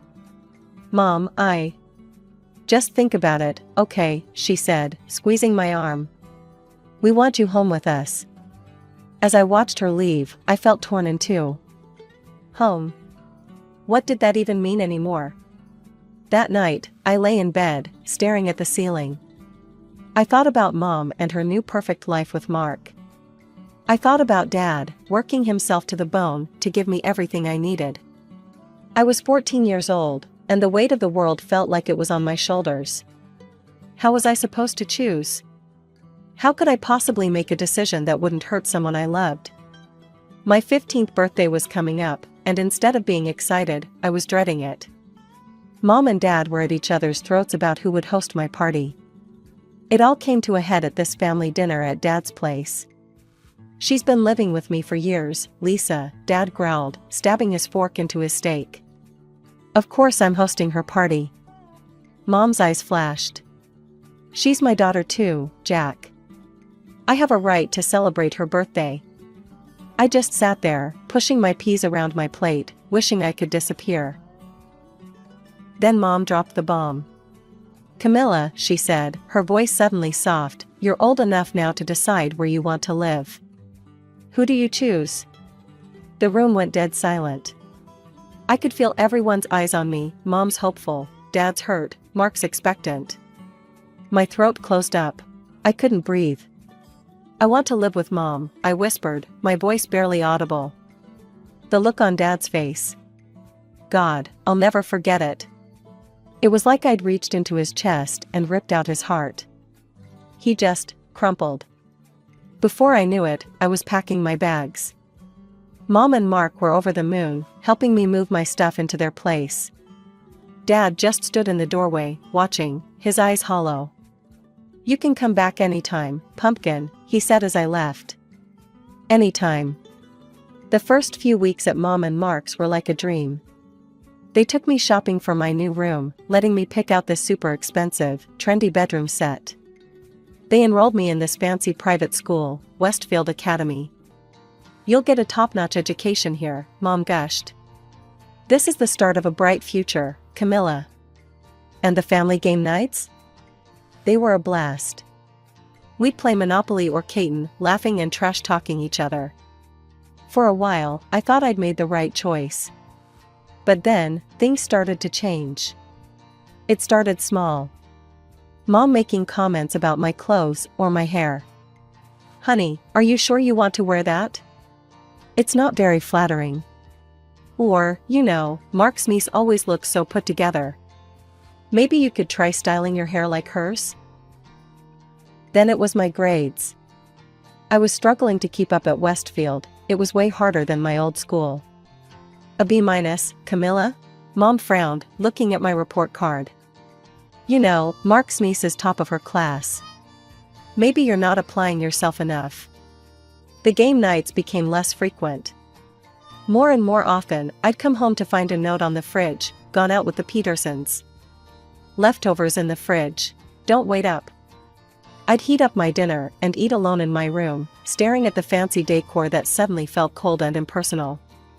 The final straw was the vacation. They'd been promising me this amazing trip to Hawaii for months. I was so excited, counting down the days. Then, 2 weeks before we were supposed to leave, Mark sat me down. Listen, kiddo, he said, not quite meeting my eyes, we're going to have to postpone the trip. Just some financial stuff we need to sort out. You understand, right? I nodded, forcing a smile. But inside, I felt something crack. That night, I lay in my fancy new bed, in my fancy new room, in this house that was supposed to be my home, and I cried. I cried for the life I'd left behind, for the dad who was probably sitting alone in his big empty house, for the little girl who thought she could have it all. The days leading up to the final custody hearing were tense. Mom was all smiles and reassurances, but I could feel the undercurrent of anxiety in the house. It was like walking on eggshells, everyone trying to pretend everything was perfect. I couldn't sleep. The pressure of the upcoming hearing, the growing unease I felt in this house, it all swirled in my head, keeping me awake night after night. It was about a week before the hearing when it happened. I woke up in the middle of the night, my throat dry as sandpaper. Figuring everyone was asleep, I crept downstairs for a glass of water. As I reached the bottom of the stairs, I heard voices coming from the kitchen. Mom and Mark, having what sounded like a heated discussion. I froze, not wanting to interrupt. That's when I heard it. I'm tired of pretending that I like having her here, Mark's voice, harsh and annoyed. The kid is constantly draining our resources. My heart stopped. I pressed myself against the wall, hardly daring to breathe. I know, Mom replied, her voice low and urgent. But think about the tax breaks and the alimony. Once we have full custody, we'll have a steady income stream from Jack. I felt like I'd been punched in the gut. Mom was using me for money? Mark's voice again, skeptical. I hope it's worth it. I didn't sign up to be a full-time dad to a teenager. Just a little longer, Mom said, her voice soothing now. Once she's officially ours, we can start setting some stricter rules. Maybe even send her to boarding school. I didn't wait to hear more. I bolted back upstairs, my need for water forgotten. I dove under my covers, shaking, tears streaming down my face. It had all been a lie. The shopping trips, the fancy school, the family game nights, it was all just a show. They didn't want me. They wanted Dad's money. I barely slept that night, replaying their words over and over in my head. When morning came, I dragged myself downstairs, feeling like a zombie. Morning, sweetie, Mom chirped, way too cheerful. Ready for breakfast? I nodded, not trusting myself to speak. I poked at my cereal, my stomach churning. Everything okay, Camilla? Mark asked, peering at me over his newspaper. You look a little pale. I forced a smile. Just nervous about a test, I lied. They exchanged a look. Well, don't stress too much, Mom said, patting my hand. I'm sure you'll do great. I wanted to scream. I wanted to flip the table, to tell them I knew everything, to demand how they could do this to me. But I didn't. I just sat there, nodding and smiling, playing the part of the perfect daughter. As soon as breakfast was over, I retreated to my room. I sat on my bed, staring at the fancy decor that now felt like a prison. What was I going to do? The hearing was in a week. If I didn't say anything, I'd be trapped here, with people who saw me as nothing more than a paycheck. The day of the custody hearing arrived like a thunderclap. The courtroom was packed. Mom and Mark sat on one side, both looking confident and put together. On the other side was Dad, with Grandma and Grandpa right behind him. Dad looked tired, resigned, like he'd already accepted defeat. As the lawyers droned on, presenting their arguments, I sat there in silence, my hands clenched so tight my knuckles were white. I could feel the weight of everyone's eyes on me, their expectations pressing down like a physical thing. Finally, the moment came. The judge, a stern-looking woman with glasses perched on the end of her nose, turned to me.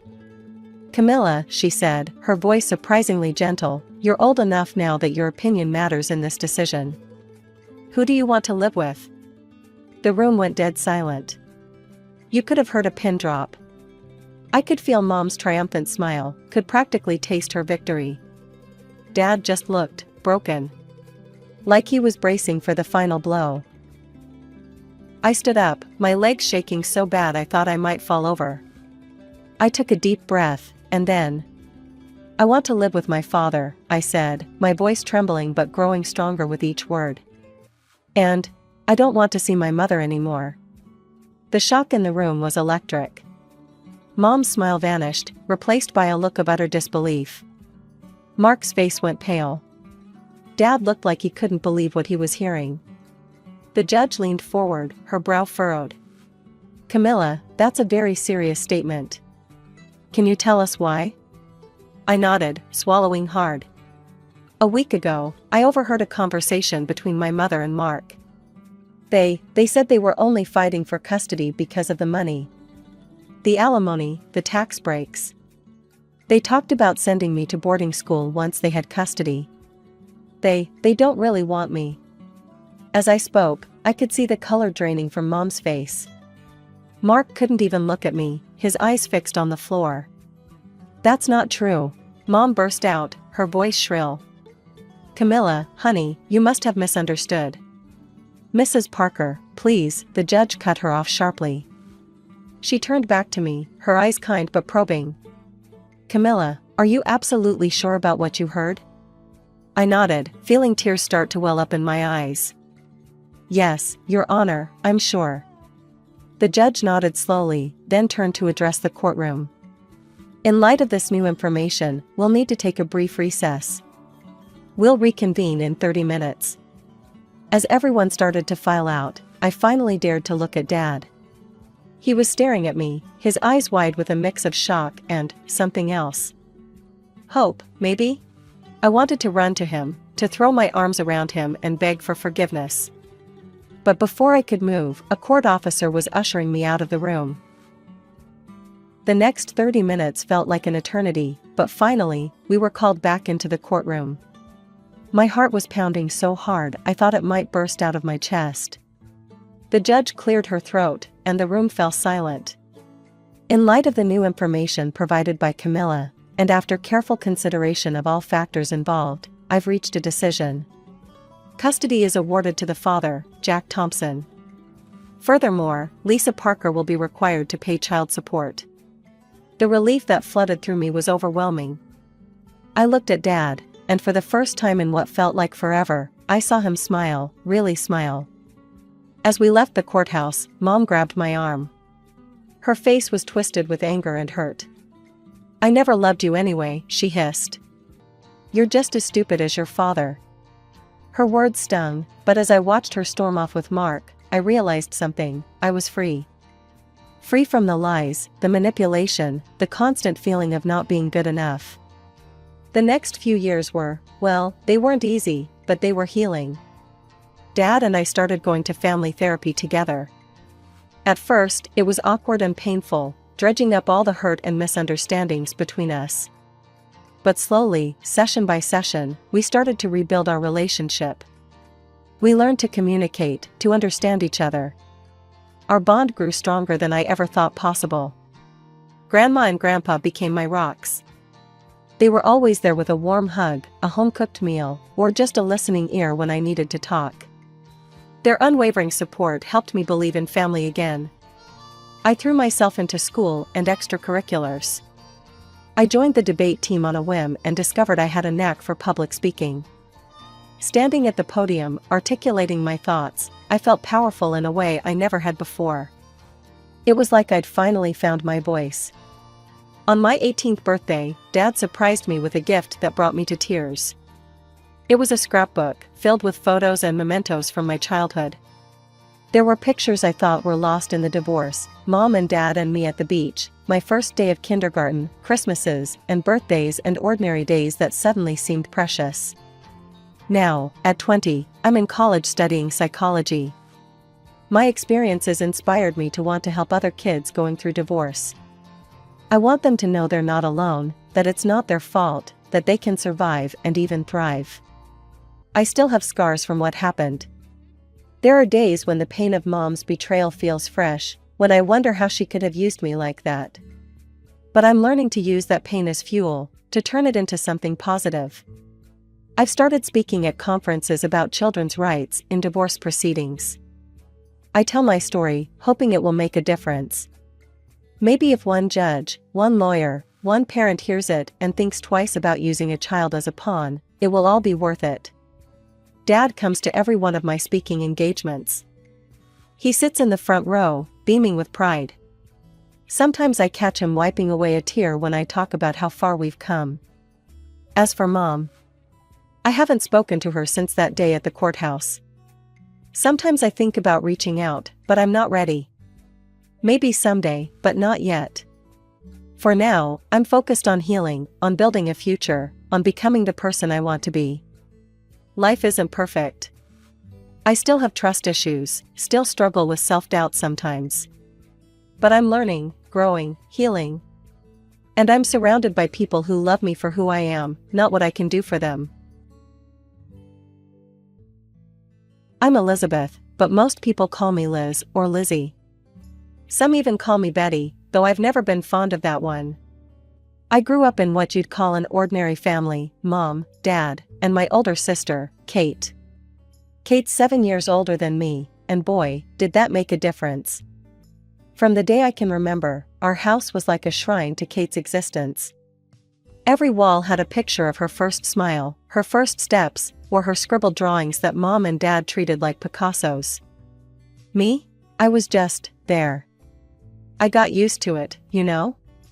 Wearing Kate's hand-me-downs, playing with her old toys. It wasn't great, but I didn't know any different. I just learned to keep quiet and not make a fuss. As the years went by, the pattern continued. Kate got new clothes, I got her old ones. She got the latest toys, I got the ones she'd outgrown. But I never complained. I just existed. High school came and went. Kate had already moved out by then, off to college on a scholarship. I thought maybe now my parents would notice me more, but nope.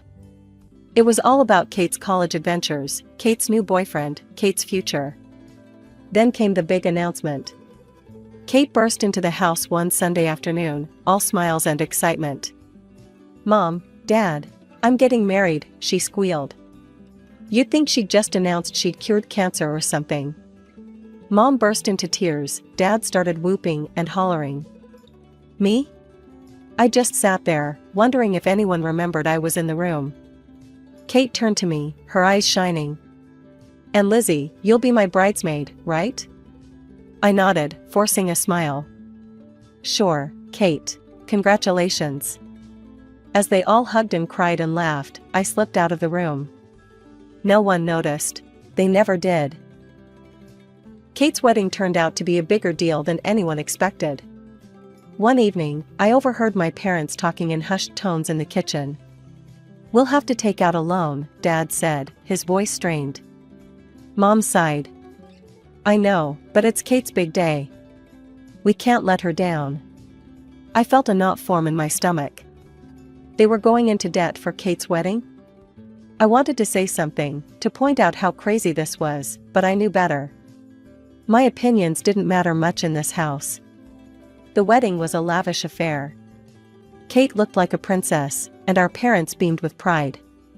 I stood there in my bridesmaid dress, feeling invisible as always. After the honeymoon, Kate dropped another bombshell. "I've decided to be a housewife," she announced over Sunday dinner. "Jack makes enough for both of us." Mom and Dad exchanged glances. I could see the worry in their eyes, but they plastered on smiles. "That's wonderful, sweetheart," Mom said. "If that's what makes you happy." I wanted to scream. They'd taken out a loan for her wedding, and now she wasn't even going to work? But I kept my mouth shut, pushing my food around my plate. It wasn't long before Kate was pregnant. With twins, no less. Our parents went absolutely nuts. "Twins," Dad kept saying, shaking his head in wonder. Can you believe it? I could believe it. I could also believe what came next. "We should help them buy a house," Mom suggested one night. "They'll need the space with 2 babies on the way." Dad nodded. "We could make the down payment on a mortgage. There's that nice place not far from here." I couldn't stay quiet anymore. "Are you serious?" I blurted out. "You're already in debt from the wedding, and now you want to buy them a house?" They both looked at me like they'd forgotten I was there. Maybe they had. "Elizabeth," Mom said, her voice stern. "This is what family does. We help each other." The twins were born a few months later. 2 little boys, cute as buttons. Mom and Dad were over the moon, spending every free moment at Kate's new house, cooing over the babies. Meanwhile, I was finishing up high school, trying to figure out my next steps. College was the obvious choice, but how was I going to pay for it? One night, I worked up the courage to ask. "Mom, Dad, I've been looking at colleges." "That's nice, dear," Mom said, not looking up from the photo album of the twins she was putting together. I was wondering, could you help me with tuition? They exchanged that look again. The one that said they'd rather be talking about anything else.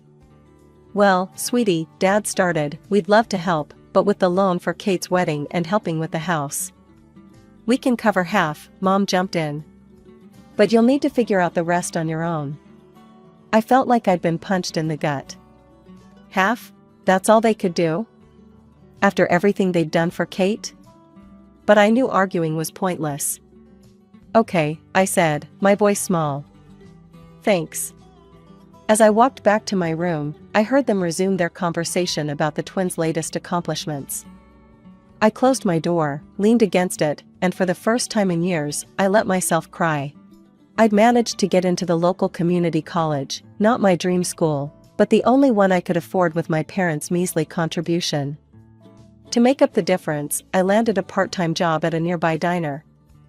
Let me tell you, waiting tables while trying to keep up with college coursework is no picnic. I'd drag myself home most nights, dead on my feet, dreaming of my bed. But even that small comfort was often yanked away from me. It started one Friday evening. I'd just finished a brutal shift and was looking forward to face planting into my pillow when I walked in to find Kate in our living room, the twins crawling around her feet. "Oh, Lizzie," she exclaimed. "Thank God you're here. I'm at my wit's end with these two. Mind watching them for a bit? Jack and I haven't had a date night in ages." Before I could even open my mouth, she was out the door, leaving me with 2 screaming 3-year-olds. "What the hell?" I muttered, staring at my nephews. Don't get me wrong, I love the little terrors, but this wasn't what I signed up for. Mom wandered in from the kitchen. "Your sister is exhausted. This is what family does. Besides, it'll be good practice for when you have your own kids." I wanted to scream. Kids? I was barely keeping my head above water as it was.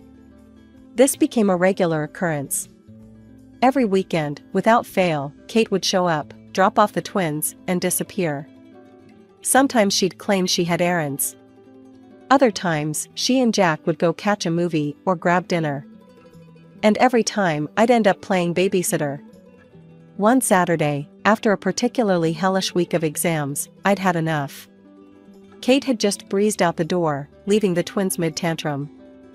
"Mom, Dad," I said, trying to keep my voice steady. "This isn't fair. I'm exhausted, I work, I study, and now I'm expected to give up my weekends too?" Dad barely looked up from his newspaper. "Lizzie, your sister needs the help. You should be glad to do it." "But what about what I need?" I protested. I'm running myself ragged here. Mom sighed. Elizabeth, don't be selfish. Kate has 2 children to look after. You don't know how hard that is. I gave up. It was clear they weren't going to listen. So I resigned myself to my fate, classes during the week, work in the evenings, and unpaid babysitting on the weekends. Personal life? Huh. That was a joke. The closest thing I had to a social life was making small talk with customers at the diner. Dates? Forget about it. Between work, study, and the twins, I barely had time to shower, let alone meet someone. I was at my breaking point. The constant juggle of work, school, and forced babysitting had left me drained, both physically and mentally. I needed a break, a real one, away from everything and everyone. So, I made a decision. Mom, Dad, I announced one evening, I'm taking a few days off. Going to the beach. Their reaction surprised me. For once, they actually seemed happy for me. That's wonderful, Lizzie, Mom exclaimed. Where are you going? I told them about the cheap motel I'd found online, right by the ocean. Nothing fancy, but it was all I could afford. Dad nodded approvingly. Good for you, kiddo, you deserve a break. I almost fell over from shock. Was this really happening? Were they actually acknowledging my needs for once? The day finally came. I packed my bag, hopped on a bus, and felt the weight lifting off my shoulders with every mile that passed. When I finally arrived at the coast, I couldn't believe my luck. The motel was small and a bit run down, but the ocean view was spectacular. I dropped my bag in the room and headed straight for the beach. The salty air filled my lungs, and for the first time in months, I felt like I could breathe. I treated myself to lunch at a cute little seaside cafe, savoring every bite. No screaming kids, no homework, no customers to please. Just me, my thoughts, and the sound of the waves. As the sun started to set, I headed back to the motel, already planning my evening of peaceful solitude. But as I approached my room, I heard familiar voices. Surprise, Lizzie! I froze. There, standing outside the room next to mine, were Mom and Kate, with the twins running circles around their legs. What are you doing here? I stammered, my heart sinking. We couldn't let you be all alone on your vacation, Mom chirped. So we decided to join you. We're right next door. I noticed their suitcases outside one of the nicer rooms. Of course, they'd splurged on themselves while I was in the budget option. Before I could process what was happening, Kate was pushing the twins towards me. The boys have been dying to see the ocean. You don't mind watching them for a bit, do you? I want to take a walk on the beach. And I need to run to the store, Mom added. We'll be back soon. Just like that, they were gone, leaving me standing there with 2 overexcited 3-year-olds tugging at my hands. What followed was the worst vacation of my life. The twins were out of control, tearing around my small room like tornadoes. They ripped the curtains, broke glasses, and somehow managed to clog the toilet with apples. I had to shell out money I didn't have for repairs and to call a plumber. By the end of the weekend, I was more exhausted than I'd ever been. The final straw came when Kate had the audacity to complain about how tired she was from all the traveling. I lost it. The argument that followed was epic. I yelled, Mom cried, Kate sulked, and the twins screamed through it all. I packed my bags that night and caught the first bus home in the morning. As I watched the coastline disappear behind me, I felt something shift inside. This couldn't go on. Something had to change. I dragged myself through the front door, exhaustion weighing heavily on my shoulders. Dad was in his usual spot, eyes glued to the TV. He barely grunted a hello as I passed. I crashed into bed that night, my mind a whirlwind of emotions and half-formed plans. When morning came, I knew what I had to do. I was halfway through packing my suitcase when I heard the front door slam. Mom's voice rang out, sharp and irritated. Elizabeth, where are you? She appeared in my doorway, face flushed with anger. I can't believe you just left us there, Do you have any idea how difficult it was to manage the twins on our own? I bit back a retort about how I managed the twins on my own all the time. Instead, I just kept packing. Mom's eyes narrowed as she took in the scene. "What are you doing?" "I'm leaving," I said, my voice steadier than I felt. "I'm moving out, I need my own life." Their reactions were immediate and predictable. "How can you be so selfish?" Mom cried. "After everything we've done for you." Dad's face turned red. "You ungrateful girl. Have you thought about your sister? Who's going to help her with the twins?" I felt something snap inside me. My sister? What about me? When has anyone in this family ever thought about what I need? "Elizabeth," Mom gasped. "No, I'm serious," I pressed on. "Kate has a husband. Let him help with the kids. I need to focus on my own life." "You listen here, young lady," Dad growled. "If you walk out that door, don't expect us to keep paying for your college. You'll be on your own." I looked at them both, these people who were supposed to love and support me unconditionally. In that moment, I realized they were strangers to me. "Fine," I said, zipping up my suitcase. "I'd rather be on my own than live like this. No personal life, no time for myself, just constant demands and screaming kids. I'm done." I pushed past them, dragging my suitcase down the stairs. They followed, still shouting, but I tuned them out. As I reached for the door handle, Mom made one last attempt. "If you leave now, don't bother coming back." I paused, my hand on the doorknob. Then, without looking back, I opened the door and stepped out into the unknown. The next few weeks were a blur. I crashed on a classmate's couch while scrambling to find a more permanent solution. Eventually, I connected with a girl from my study group who was also looking for a roommate. We found a tiny apartment that we could just barely afford between the two of us. With my parents cutting me off financially, I had to pick up more shifts at the diner. I was working almost full-time on top of my classes. There were nights I thought I wouldn't make it, when the exhaustion was so deep I could barely think straight. But you know what? For the first time in my life, I felt free. No one was making demands on my time. No one was guilting me into babysitting or putting their needs before my own. The apartment was small, my bed was a mattress on the floor, but it was mine. I threw myself into my studies with a determination I didn't know I possessed. Every all-nighter, every missed social event, every extra shift, it was all working towards my goal. My future. Before I knew it, 2 years had passed. As I sat in the auditorium on graduation day, waiting for my name to be called, I scanned the crowd. A small part of me hoped to see a familiar face, Mom, Dad, even Kate. But the seats I'd reserved remained empty. Life after college was like stepping into a whole new world. I landed a job at a marketing firm, and suddenly, I had a steady income that wasn't just scraping by. For the first time in years, I could breathe easy. I rented my own apartment, nothing fancy, but it was all mine. No roommates, no family drama, just peace and quiet. And let me tell you, it was glorious. I started doing all those normal things I'd missed out on before. I went on dates, made new friends, even had a couple of short-lived relationships. Nothing serious, but it was fun to just be young and carefree for once.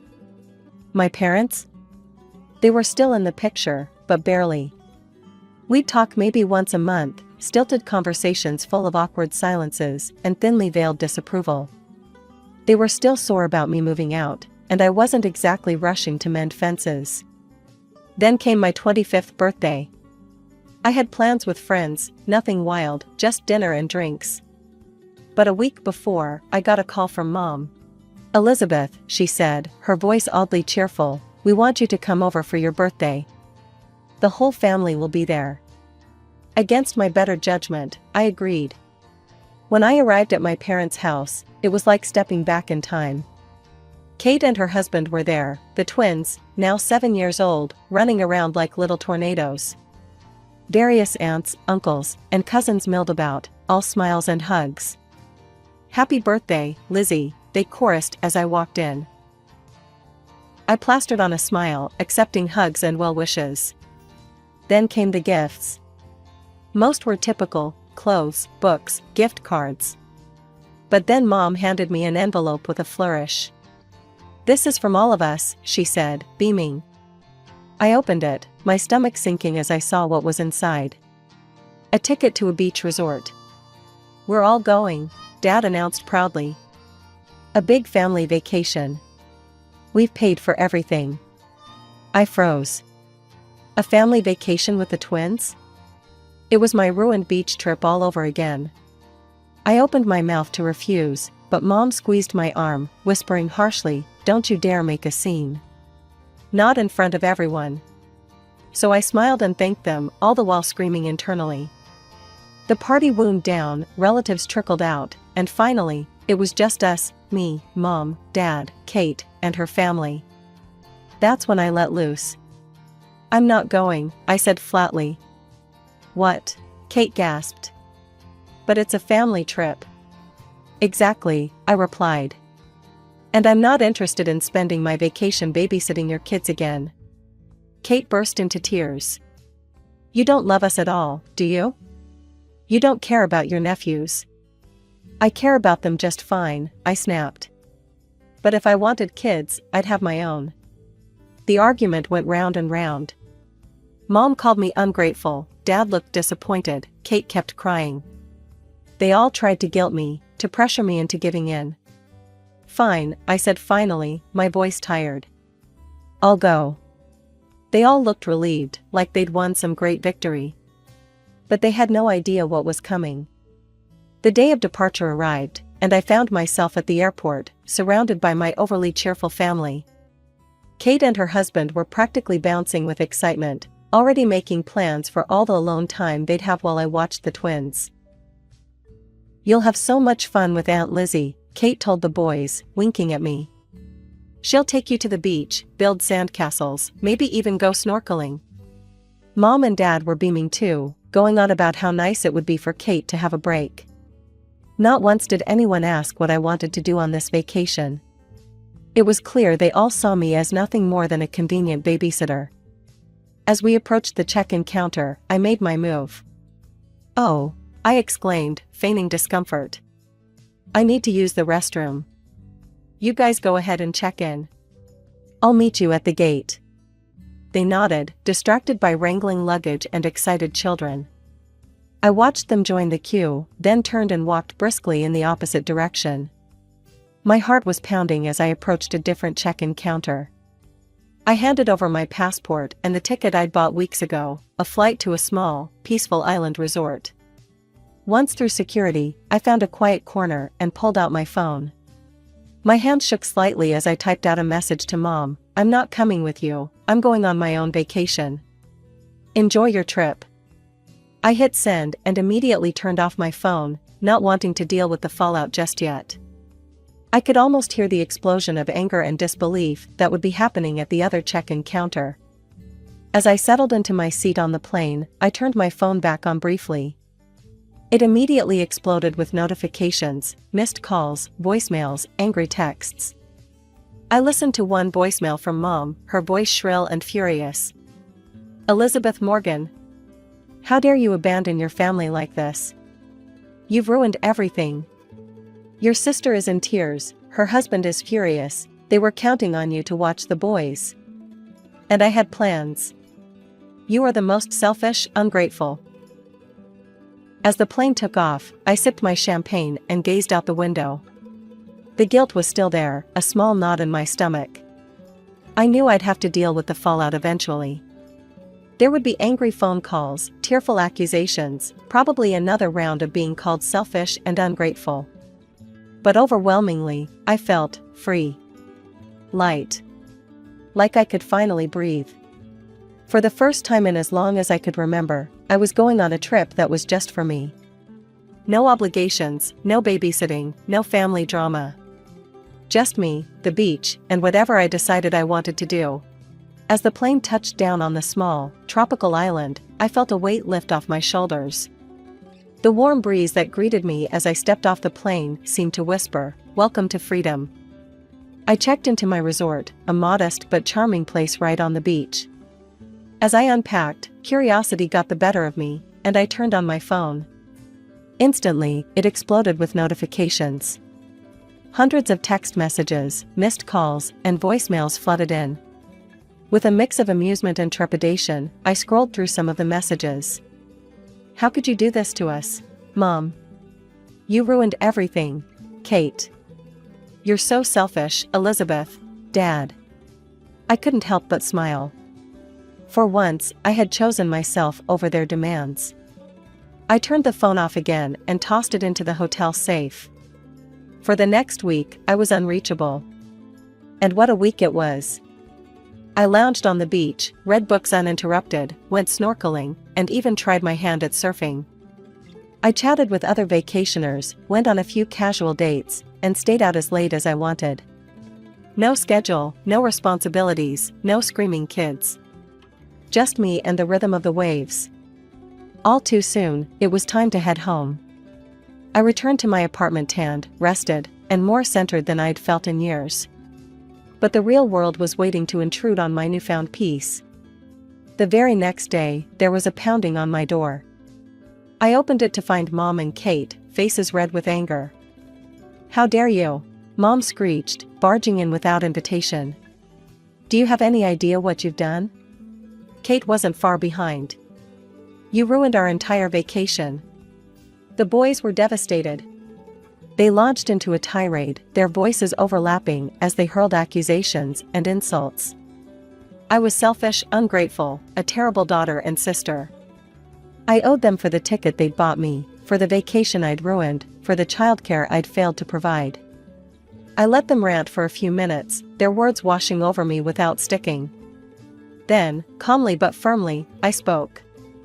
"That's enough," I said, my voice cutting through their noise.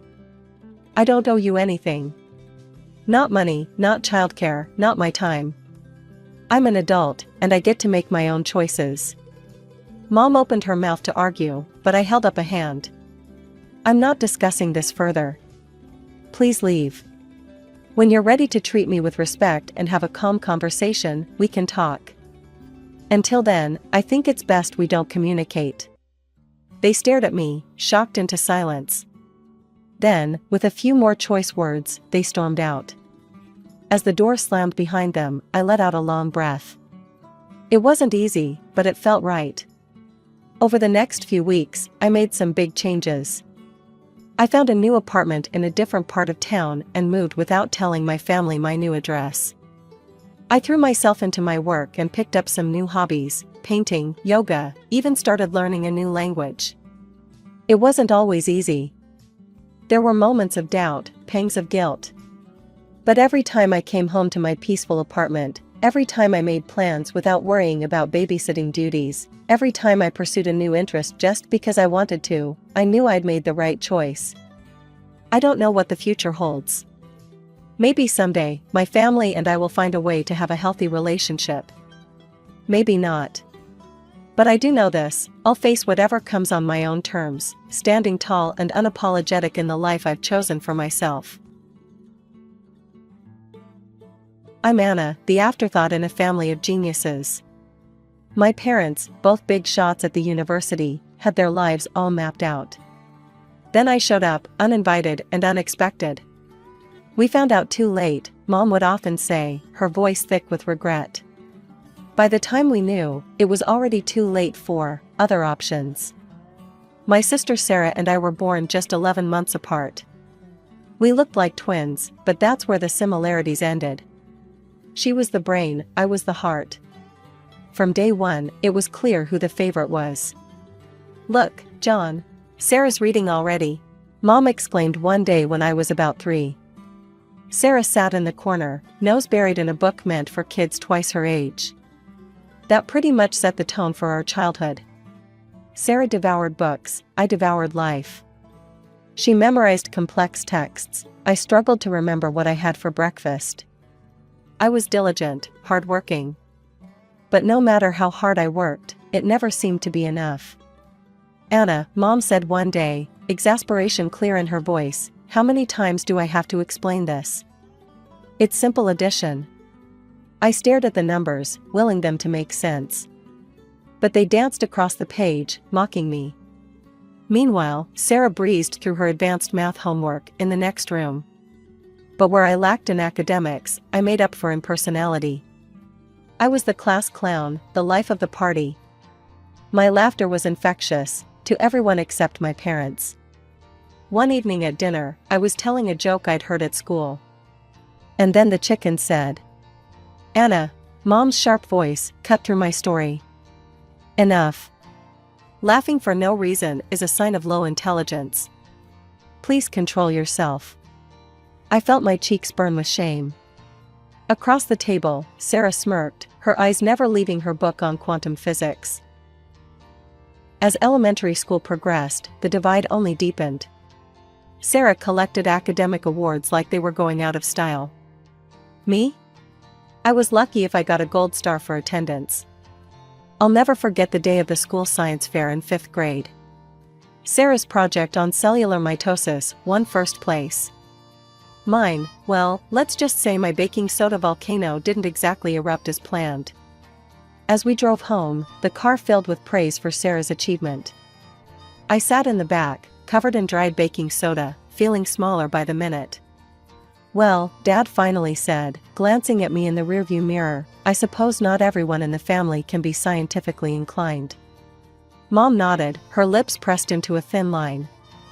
"It's clear Anna doesn't have the aptitude for it. What will our colleagues think?" I sank lower in my seat, wishing I could disappear. That was the moment I realized I'd never be able to maintain their precious status in the scientific community. In their eyes, I was the disappointment, the one who couldn't carry on their legacy. As we got older, the gap between Sarah and me only widened. Sarah was whisked off to science camps, math competitions, and academic decathlons. Me? I was left with our elderly babysitter, Mrs. Jenkins. But you know what? Mrs. Jenkins was a godsend. While my parents were grooming Sarah to be the next Einstein, Mrs. Jenkins was teaching me skills that would serve me well in the real world. "Come on, Anna," she'd say, her wrinkled hands guiding mine as we kneaded dough. "Let me show you how to make a pie that'll knock their socks off." Other days, we'd clip coupons and plan grocery lists. "Listen here, girl," she'd say, her eyes twinkling. "Knowing how to stretch a dollar is just as important as knowing how to split an atom." But the best lessons came during our heart-to-heart talks. "Anna, sweetie," she said one day as we sat on the porch, watching the sunset. "Not everyone's born a genius, but everyone can make the world a little better. You remember that." Those words became my lifeline in a house where I never seemed to measure up. At school, Sarah continued to shine. She participated in every academic competition, bringing home trophies and medals that Mom would display proudly in the living room. My report cards, on the other hand, were hidden away in a drawer, never to see the light of day. High school was a struggle. While Sarah breezed through AP classes and SAT prep, I was just trying to keep my head above water. Math was my nemesis, and no matter how hard I tried, the numbers just wouldn't cooperate. The day we got our SAT scores was the final straw. Sarah, of course, had aced it. Me? Let's just say, my score wouldn't be getting me into any colleges. "A dumbass, that's what you are," Dad yelled, waving my score report in my face. "How can you be so stupid? It's simple addition, for God's sake." Mom stood by, shaking her head in disgust. "And Sarah?" She leaned against the doorframe, a smug smile playing on her lips. Not once did she step in to defend me. Not once did she offer to help. She just watched, probably thinking how lucky she was to be the smart one. I stood there, tears streaming down my face, as my parents continued their tirade. "You can't even add 2 plus 2. How do you expect to get into college? To make something of yourself?"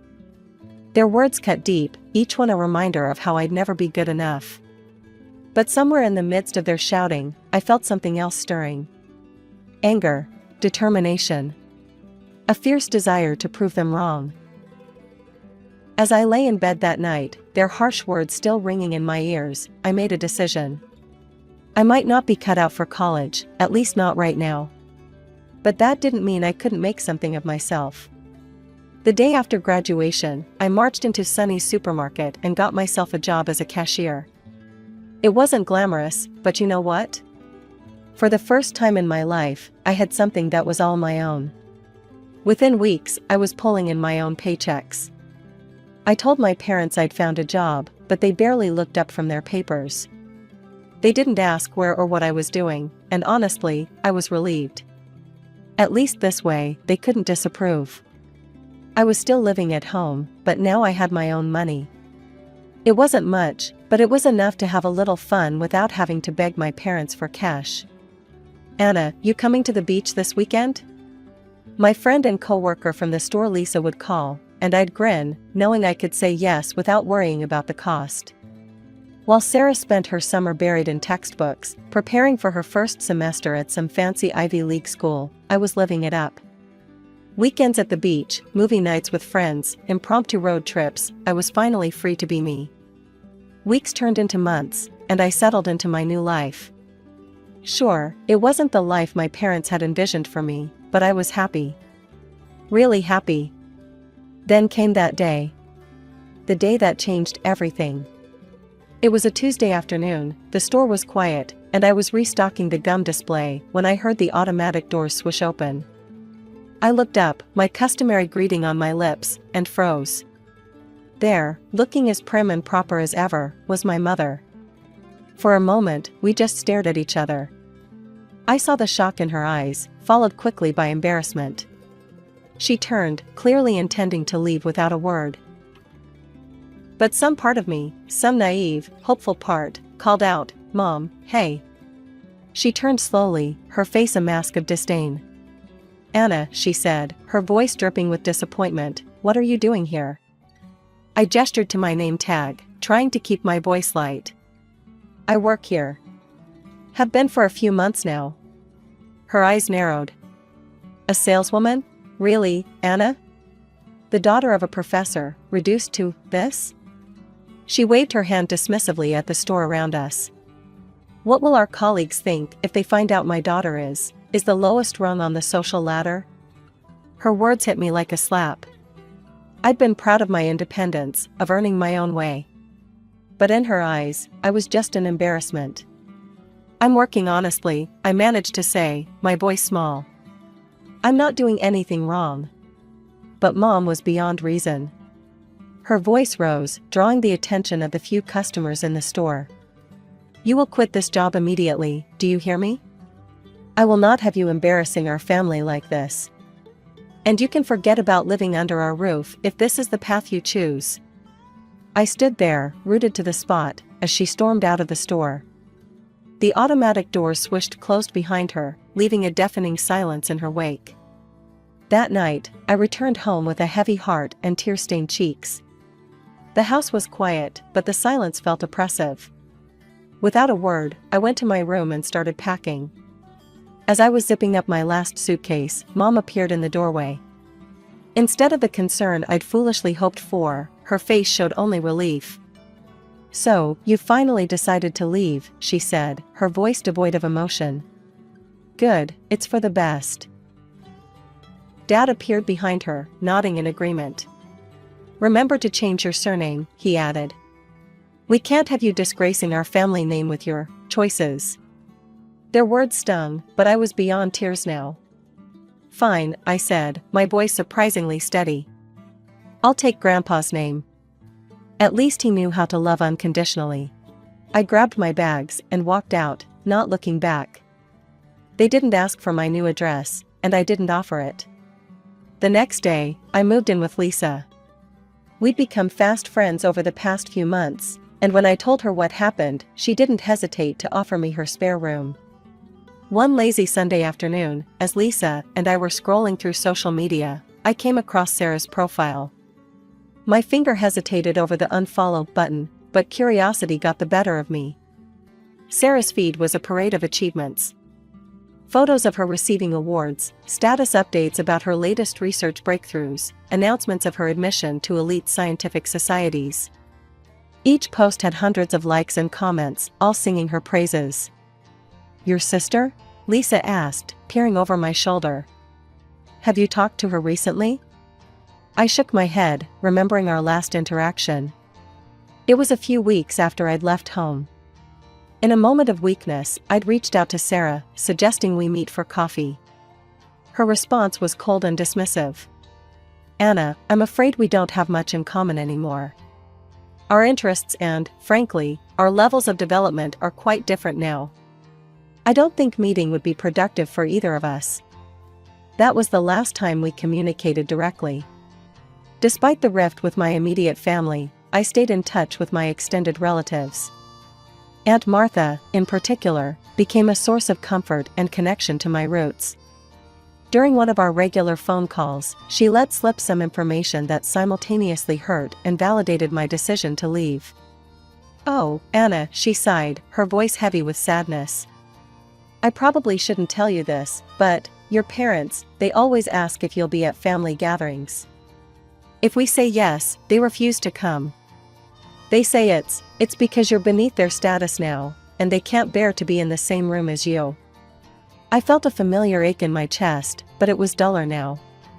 "It's okay, Aunt Martha," I said, surprised by how much I meant it. "I'm happy with my life now. If they can't accept that, it's their loss." And it was true. My life wasn't perfect, but it was mine. I had a job I enjoyed, friends who accepted me for who I was, and a growing sense of self-worth that had nothing to do with academic achievements or social status.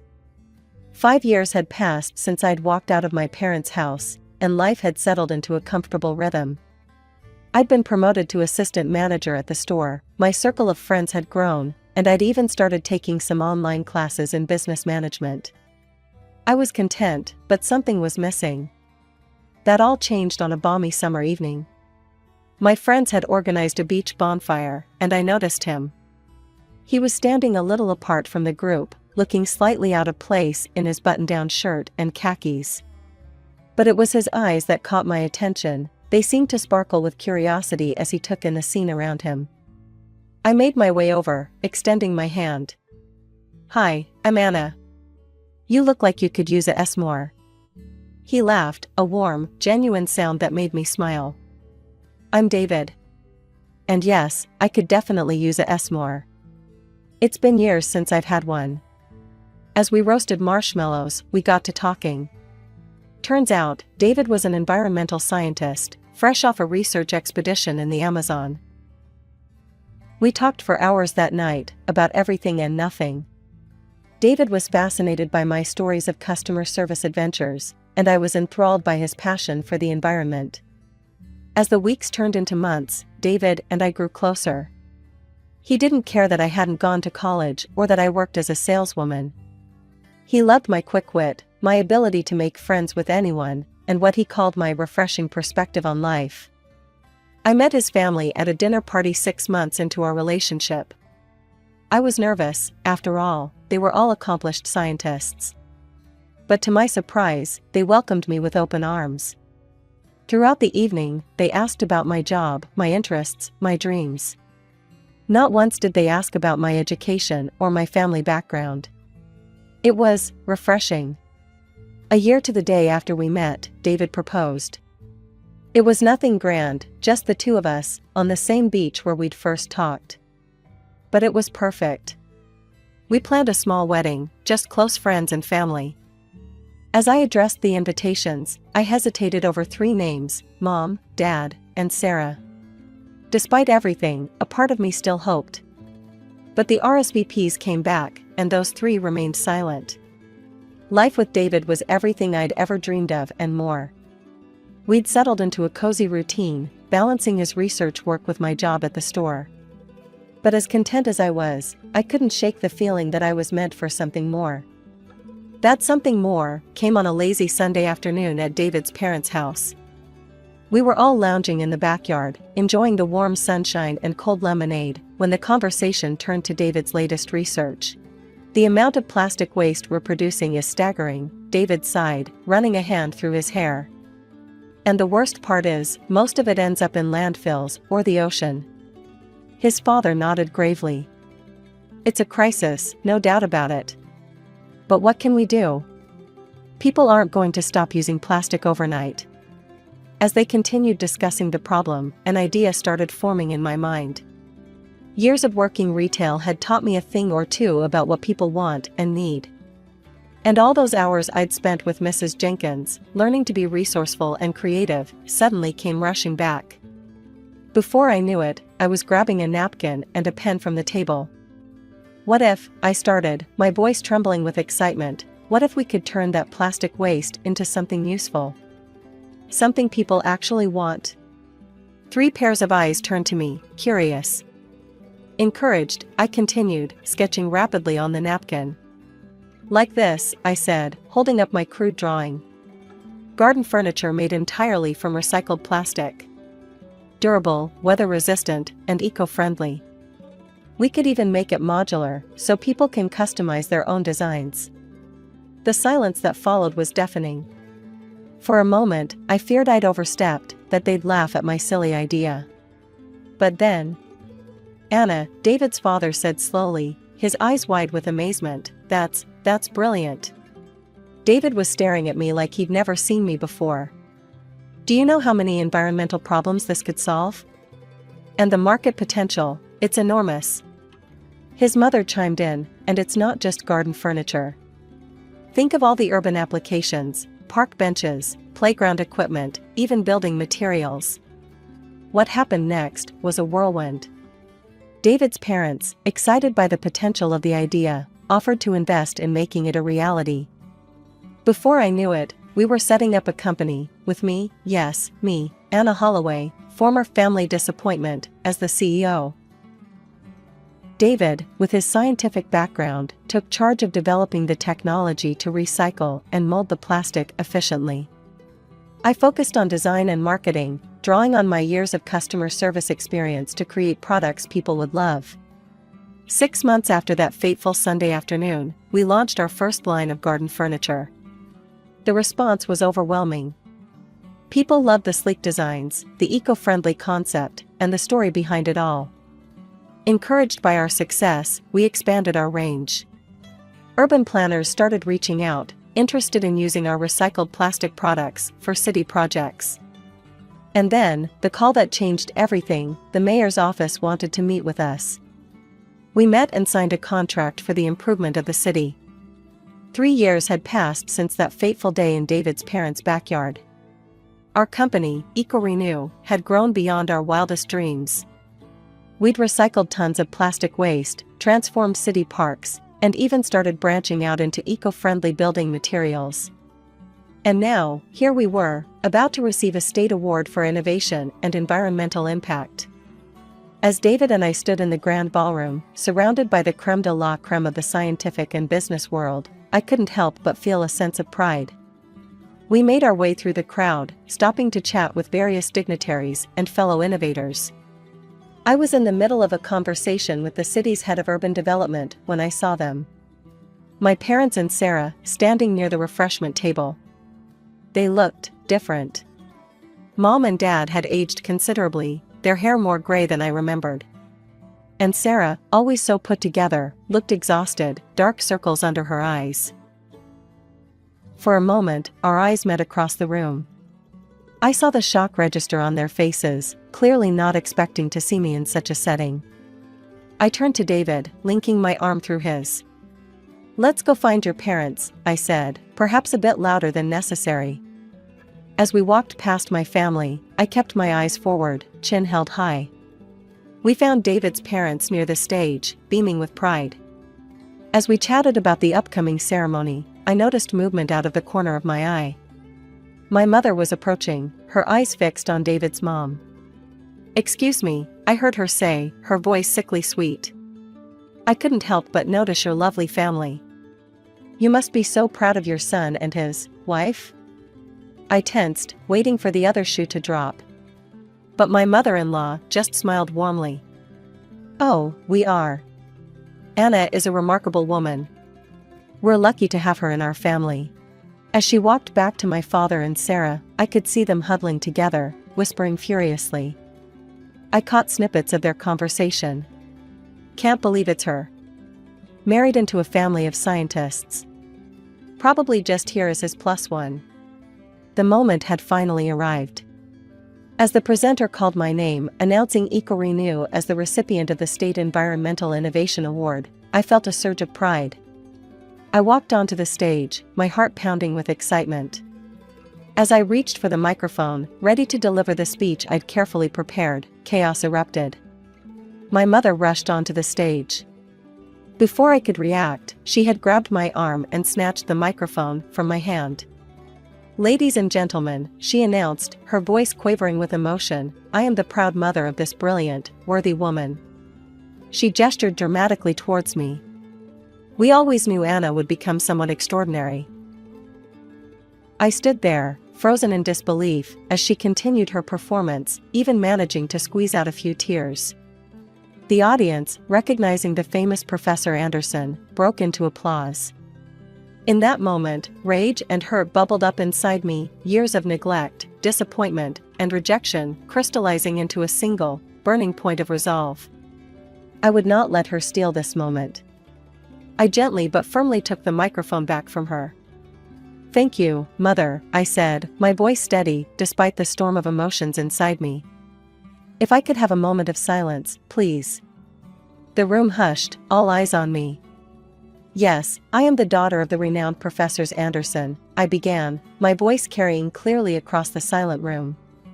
"But I stand before you today not because of them, but despite them." I saw shock ripple through the audience, my mother's face paling beside me. I recounted the years of missed school events, of being told I was an embarrassment, of being asked to change my name and move out. I worked as a saleswoman, hiding my identity, because my own parents were ashamed of me. The room was dead silent, hanging on every word. But today, I stand before you not as a failure, but as a success. Not because of my family name, but because of the family I chose. I looked towards David and his parents, seeing tears in their eyes. My husband, David, and his wonderful parents saw potential in me when no one else did. They encouraged my ideas, supported my dreams. It's thanks to them that EcoRenew exists, that we've been able to make a difference in our environment and our community. I gestured for David to join me on stage. As he walked up, I saw my father and Sarah slip out of the hall, unable to bear the scrutiny of the crowd.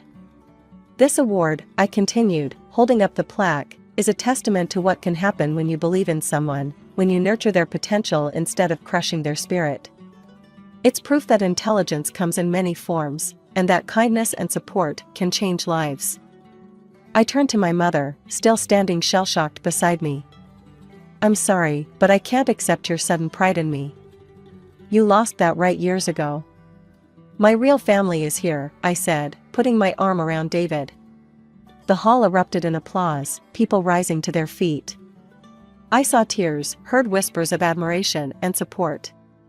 David's parents were openly crying, beaming with pride.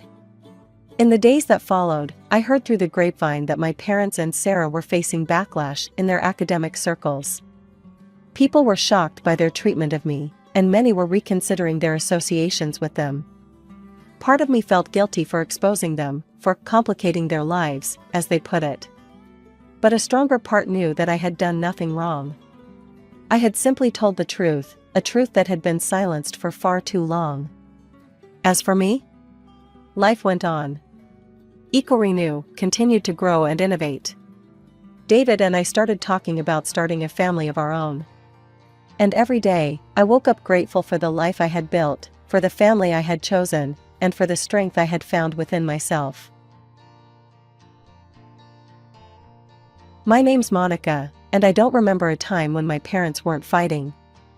Their screaming matches are some of my earliest memories, filling our house with tension so thick you could cut it with a knife.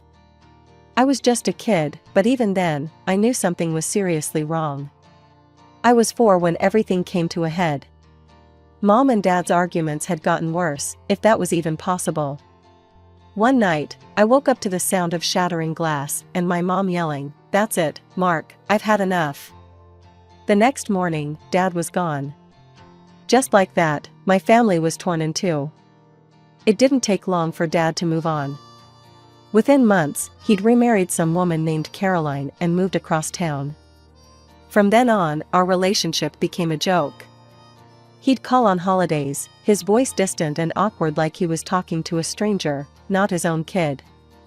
The rest of the year, the only sign I had of father was the monthly alimony check he sent to Mom. Mom, for her part, was a mess. Linda Thompson, once the picture of a happy housewife, now a single mother, struggling to keep it together. She threw herself into her work as a real estate agent, but it was obvious she was floundering. I was 7 when Mom started getting weird. She'd always been a bit impulsive, but this was different. One day, she came home with a bunch of books and DVDs about day trading. "This is it, Monica," she said, her eyes shining with a manic gleam that scared me a little. "We're going to be rich." For weeks, she was glued to her computer, muttering about stocks and trades. She'd forget to pick me up from school, or to make dinner. When I'd ask her to play with me, she'd wave me off.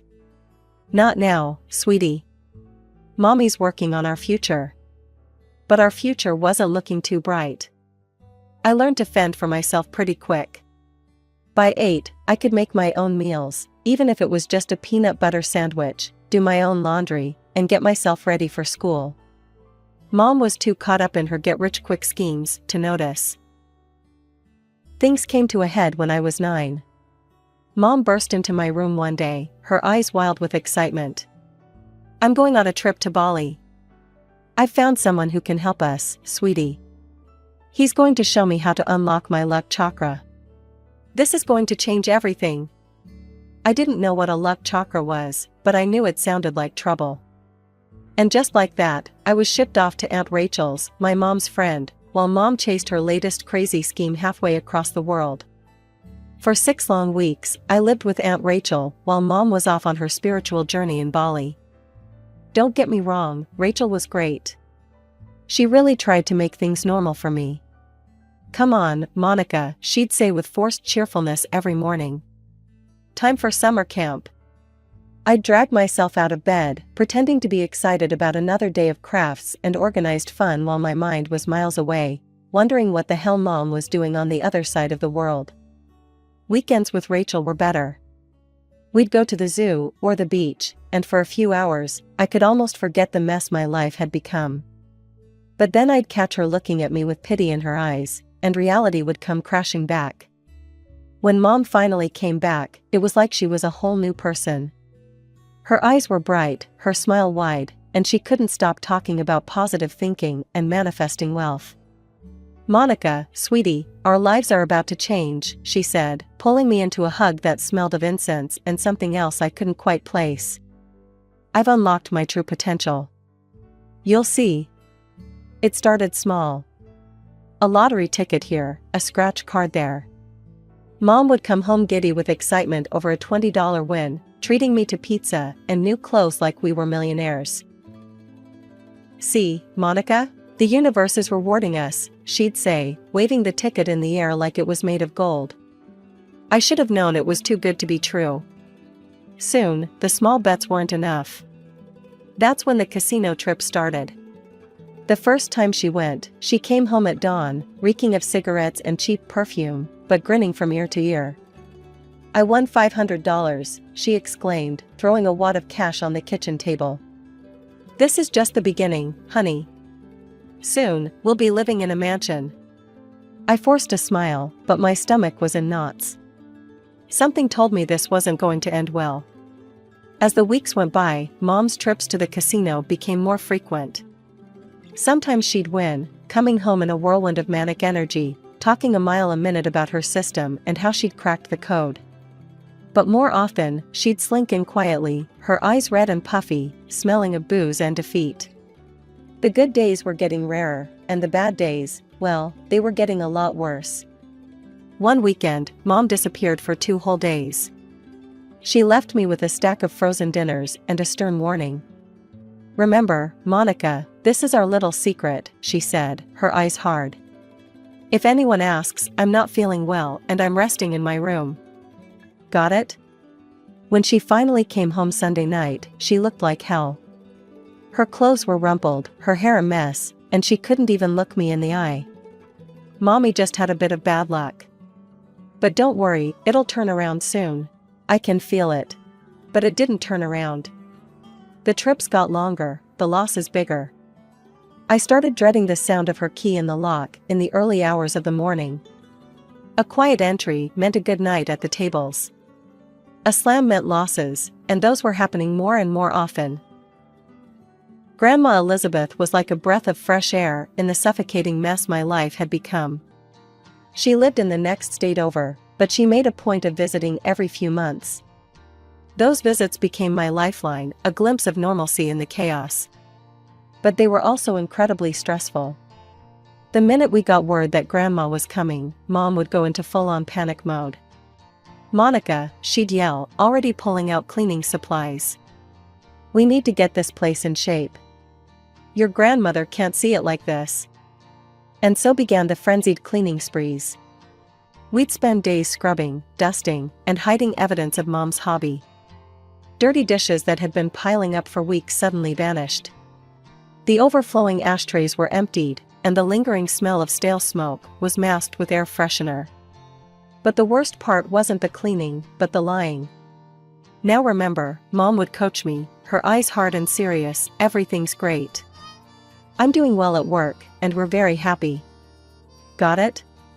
When Grandma Elizabeth would finally arrive, I'd plaster on a fake smile and pretend everything was just peachy. But inside, I was screaming. I wanted so badly to tell her the truth, to beg her to take me away from all this. But I couldn't. I couldn't betray Mom like that. Grandma Elizabeth didn't know that the money she kept sending us, money meant for my care and education, was going straight into the casinos. Mom would cash the checks and be out the door before the ink was dry, chasing that elusive big win that would solve all our problems. As I got older, it became harder to ignore the reality of our situation. There were days when the fridge stood empty, and I'd have to ration my school lunches to make them last through dinner. On my 12th birthday, Grandma Elizabeth made a gesture that would change everything.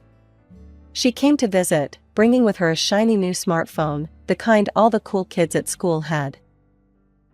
"Happy birthday, sweetheart," she said, handing me the gift-wrapped box. "Linda, I've got something for you too. I've opened a college fund for Monica. It's in your name since she's still a minor, but it's for her future. Just promise me you'll use it wisely." Mom nodded, tears in her eyes. "I swear, Elizabeth. I'll never touch that money for anything else. Monica's future means everything to me." As I hugged my grandmother goodbye later that day, I felt a glimmer of hope. Maybe this was the turning point.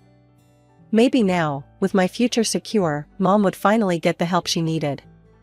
At first everything was fine. Mom started going to Gamblers Anonymous meetings, picked up some real estate clients again. I threw myself into my studies, daring to dream about college and a future free from the chaos of the past few years. But like all the times before, Mom's resolve didn't last. Within months, she was back to her old habits. The excuses started small. "I'm just too tired for the meeting tonight, honey. I'll go next week." But next week never came. Soon, she was disappearing for days at a time again, leaving me to fend for myself. I was 13 now, and I'd become scarily good at being the adult in our household. I could forge Mom's signature perfectly on school documents, a skill born from necessity rather than rebellion. I even taught myself to cook, whipping up simple meals from whatever I could scrounge up in our perpetually bare pantry. Anything to keep my stomach from growling during class. As I entered high school, I withdrew more and more. Making friends felt impossible. How could I invite anyone over when I never knew what state the house, or Mom, would be in? The few times I tried to open up, I was met with blank stares or awkward silence. No one could understand what my life was really like. By 16, I was desperate for some control over my life. That's when I decided to get a job. The local coffee shop was hiring, and to my surprise, the manager hired me on the spot. That coffee shop became my sanctuary. For a few hours each day, I could pretend to be normal. Just another teen working her first job, not the daughter of a gambling addict, barely keeping her head above water. And the money, well, it wasn't much, but it was mine. But reality has a way of shattering even the most carefully constructed illusions. One night, after a late shift at the coffee shop, I came home to find the front door unlocked. Alarm bells went off in my head immediately. Mom might be irresponsible, but she always locked the door. The house was a disaster. Clothes strewn everywhere, dishes piled in the sink, and a smell I couldn't quite place hanging in the air. Then I heard it, muffled sobs coming from the living room. I found Mom sprawled on the floor, an empty wine bottle clutched to her chest like a lifeline. She was on the phone, her words slurred and barely coherent. "I've lost everything," she was saying, her voice breaking. "Just one more chance. I know I can turn it around with one big win." My blood ran cold. I knew, with a certainty that made me sick to my stomach, what she was talking about. I waited until Mom passed out, snoring on the living room floor, before I made my move. With shaking hands, I opened her laptop. It took me a few tries to find the right banking app and guess the password. But when I did, the truth hit me like a punch to the gut. The account was empty. Completely drained. Years of saving, Grandma's generous gift, my entire future, gone. I stormed into the living room where Mom was still passed out. I shook her awake, my hands trembling with rage. "Mom, wake up. We need to talk about the money." She blinked at me, confusion and pain etched across her face. "What? Monica, what are you talking about?" "The college fund, Mom. The one Grandma set up for me. The one you swore you'd never touch. It's gone." For a moment, she just stared at me. Then she tried to deny it, her voice weak and unconvincing. No, you must be mistaken. I would never." But as I laid out the evidence, the empty account, the late-night phone call I'd overheard, her denials crumbled. In their place came the accusations. "You ungrateful brat," she screamed, her face contorted with rage and shame. "After everything I've done for you, this is how you repay me? Snooping through my private information?" It was like a dam had burst.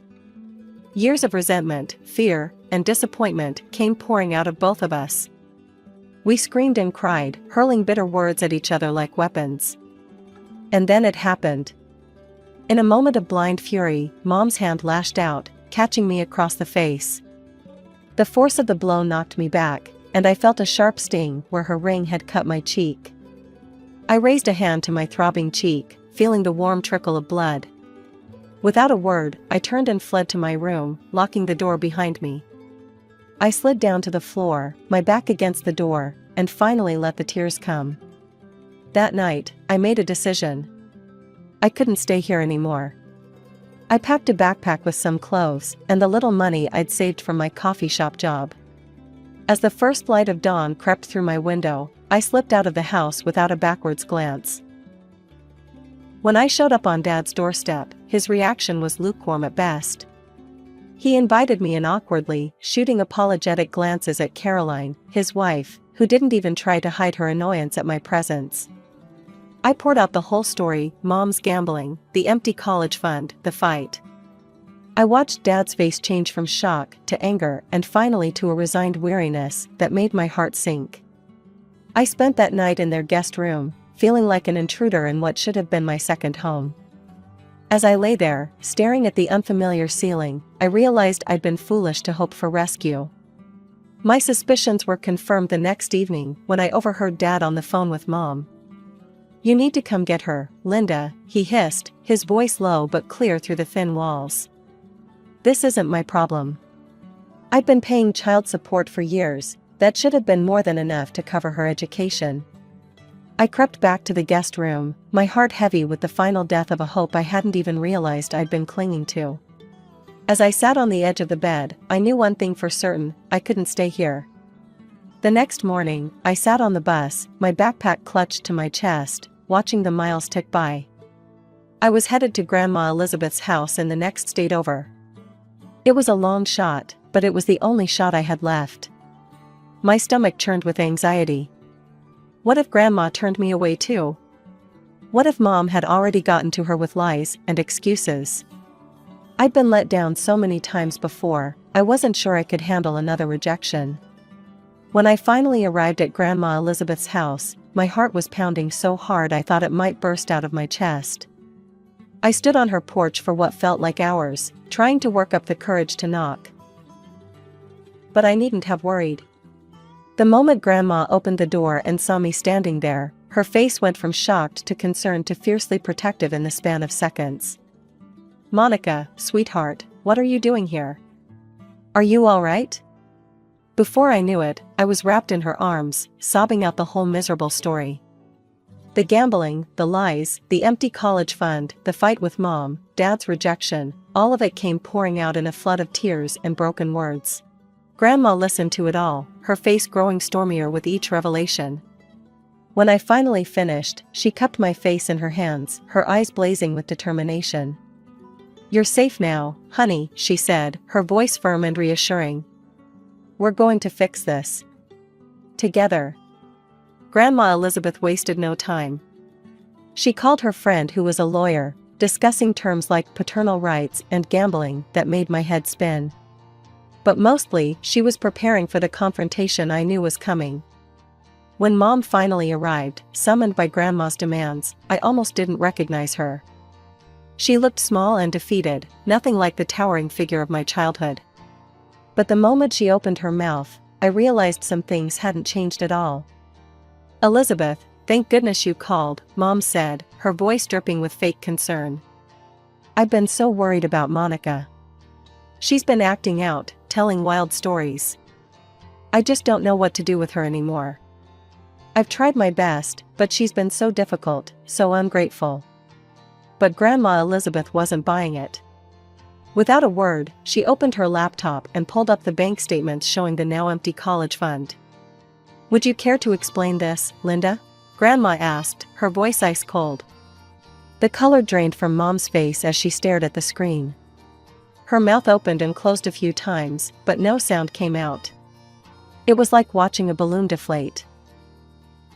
"I can explain," she finally stammered.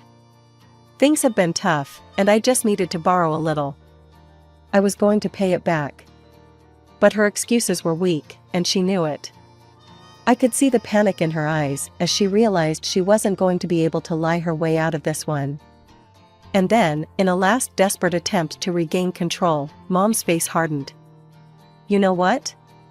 I don't have to explain myself to you. I'm Monica's mother. That money was in my name. I had every right to spend it how I saw fit." Grandma Elizabeth's eyes flashed with a fierce determination I'd never seen before. She leaned forward, her voice low and dangerous. "You're right about one thing, Linda. There's no legal document stating that money was exclusively for Monica's education. It was a trust placed in you, which you betrayed. But let me be clear about what I can do." Mom's smug expression faltered as Grandma continued. "That house you've been living in? The one you've neglected for years? I bought that as an investment property. And I'm selling it. Immediately." Mom's face went pale. "You can't do that. Where will we live?" "We?" Grandma raised an eyebrow. "There is no we, Linda. The proceeds from the sale will go towards Monica's education and setting her up with a small apartment near her chosen college." I felt a surge of hope, quickly followed by fear as I saw Mom's face contort with rage. But Grandma wasn't finished. "Furthermore, I'm suing for custody of Monica. Your gambling addiction, financial abuse, and that little physical altercation you had? All grounds for termination of parental rights." The room fell silent. I held my breath, watching Mom's face as the reality of her situation sank in. For the first time, I saw real fear in her eyes. What followed was a whirlwind of legal activity. Mom, faced with losing everything, fought back hard at first. She hired this slick lawyer who tried to paint me as some troubled teen and grandma as a meddling old woman. But the evidence against Mom was overwhelming. My teachers came forward, talking about how my grades had slipped, how I'd sometimes come to school looking exhausted or hungry. My manager from the coffee shop testified about my work ethic, how I'd sometimes beg for extra shifts even when I was dead on my feet. With each testimony, I watched Mom shrink a little more in her seat. But the final blow came from an unexpected source. Mom's sponsor from Gamblers Anonymous broke the code of anonymity to testify. She stood up in court and laid it all out: Mom's severe addiction, her repeated relapses, her refusal to truly engage with the program. That was the moment Mom finally broke. As the sponsor spoke, I saw something crumble in Mom's eyes. When she took the stand, gone was the defiant, lying woman I'd known for years. In her place was someone small, broken, and finally, honest. "I have a problem," she admitted, her voice barely above a whisper. "I've hurt my daughter. I've betrayed her trust. I've ruined everything." As I watched my mother break down on the stand, confessing to years of addiction and neglect, I felt a strange mix of emotions. Part of me was relieved to finally hear her admit the truth. Part of me was angry that it had taken this long, that it had to come to this. And part of me, a part one wasn't proud of, felt a grim satisfaction seeing her finally face the consequences of her actions. But mostly, I felt tired. So incredibly, bone-deep tired. As Mom's sobs echoed through the courtroom, I closed my eyes, hoping that somehow, some way, this nightmare was finally coming to an end. The judge's gavel came down with a finality that echoed through the courtroom. In the matter of custody for Monica Thompson, the court rules in favor of Elizabeth Thompson. Linda Thompson's parental rights are hereby terminated. Dad was given a chance to step up, to fight for custody, but he didn't even show up to the hearing. His lawyer simply stated that Mark Thompson would not be contesting Elizabeth's guardianship. Just like that, both my parents had washed their hands of me. True to her word, Grandma Elizabeth sold Mom's house. She combined the proceeds with her own savings to set up a new trust fund for my education. This time it was ironclad: the money could only be used for tuition, books, and other school-related expenses. No one, not even Elizabeth herself, could touch it for anything else. As my high school graduation approached, Grandma and I spent our weekends getting ready for my next big step. She'd bought me a small apartment near the college I'd chosen, and we had fun picking out furniture and decorating it. As we worked, we talked about my plans for the future. I'd decided to major in social work, with a minor in psychology. After everything I'd been through, I wanted to help other kids who were struggling. But even as I settled into my new life, I couldn't shake the conflicting emotions that churned inside me. I was relieved to finally have stability, to know where my next meal was coming from and not have to worry about keeping the lights on. But I also felt guilty. What would happen to Mom now? And as much as I tried to push it down, I was angry. Angry at Mom for her addiction, at Dad for his indifference, at both of them for failing me so completely. Grandma, perceptive as always, noticed my struggle. "Honey," she said gently one day, "I think it might be good for you to talk to someone. A professional, I mean. Someone who can help you process everything that's happened." It wasn't easy. Dredging up old memories, confronting feelings I'd tried so hard to bury, some days I left my sessions feeling wrung out and raw. But slowly, I started to heal. I learned that it was okay to be angry, to be sad, to grieve for the childhood I never had. I learned that my parents' failures weren't my fault, and that I didn't owe them my forgiveness until I was ready to give it, if ever. As I packed up my things, ready to move into my new apartment and start my college journey, I made a difficult decision. I wasn't going to reach out to Mom or Dad. Not yet, maybe not for a long time. I needed to focus on myself, on building the life I wanted, free from their chaos and disappointment.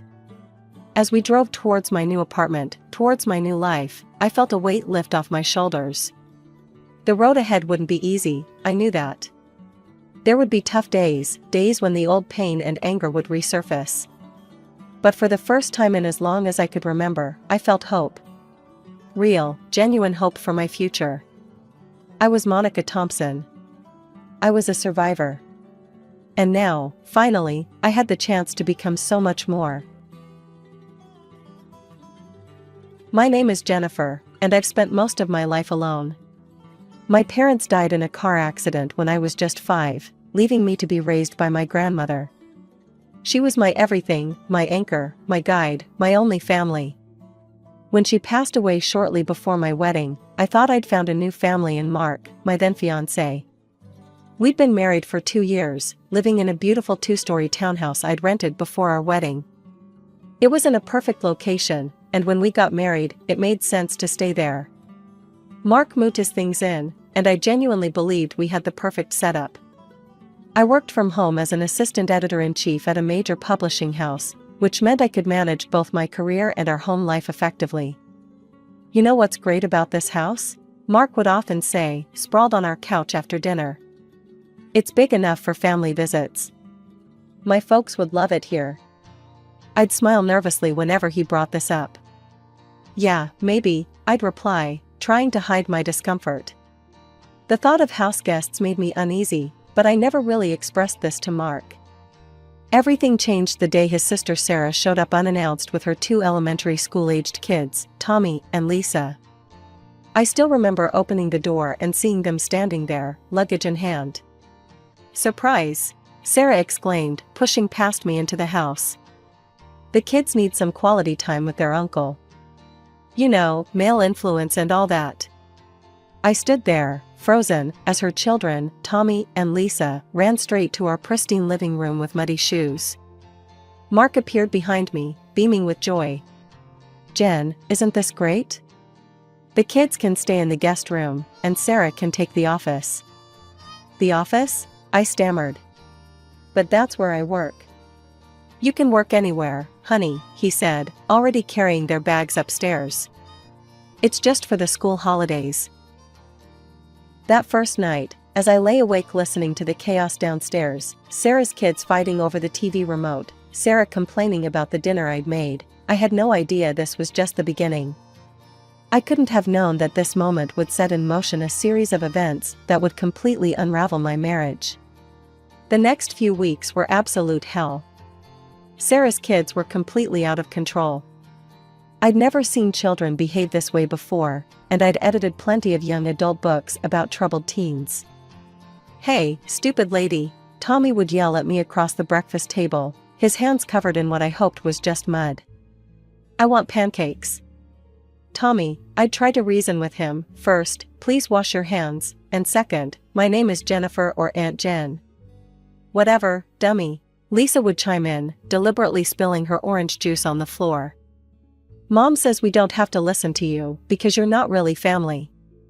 I'd look at Sarah, expecting her to correct them, but she'd just sit there scrolling through her phone, occasionally glancing up to say things like, "Kids will be kids," or "They're just expressing themselves." One particularly trying morning, I was trying to meet a crucial deadline for work when Sarah barged into my makeshift workspace in the living room. "The kids need lunch," she announced, as if I was her personal chef. "Something organic and sugar-free. Maybe some hand-pressed juice and gluten-free sandwiches?" "Sarah, I have a really important deadline," I started. "Oh please," she interrupted, rolling her eyes. "You just sit at home all day typing. That's not real work. Unlike being a mother." The days blurred together in an endless cycle of cooking, cleaning, and trying to salvage my work responsibilities. The kids would trash their rooms daily, wipe their dirty hands on the walls, and throw food during meals. The worst part? Mark seemed completely blind to it all. Finally, after what felt like an eternity, the school holidays ended. The morning Sarah and the kids left, I took Mark aside for a serious conversation. "Mark, we need to talk about what just happened," I said, still exhausted from the ordeal. "What do you mean? It was great having them here," he replied, genuinely puzzled. "No, it wasn't. Your sister's kids were completely disrespectful, she didn't lift a finger to help, and I couldn't get any work done. Please, don't invite anyone else without discussing it with me first. Mark looked taken aback, but nodded. Okay, honey, I promise I'll talk to you first next time. I spent the next few weeks trying to restore both our home and my mental health. The walls needed repainting, the furniture required deep cleaning, and my work deadlines had piled up dangerously high.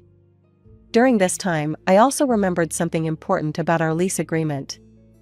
Mark, I said one evening, I should mention that our landlord is really strict about guests. The agreement has specific clauses about it. He waved his hand dismissively. Don't worry about that. Actually, why don't we just put the lease in my name? That way, you won't have to stress about it anymore. We transferred the lease to his name the next day, though I continued to pay the rent from my account as usual. 6 months passed, and life had finally returned to normal. Or so I thought.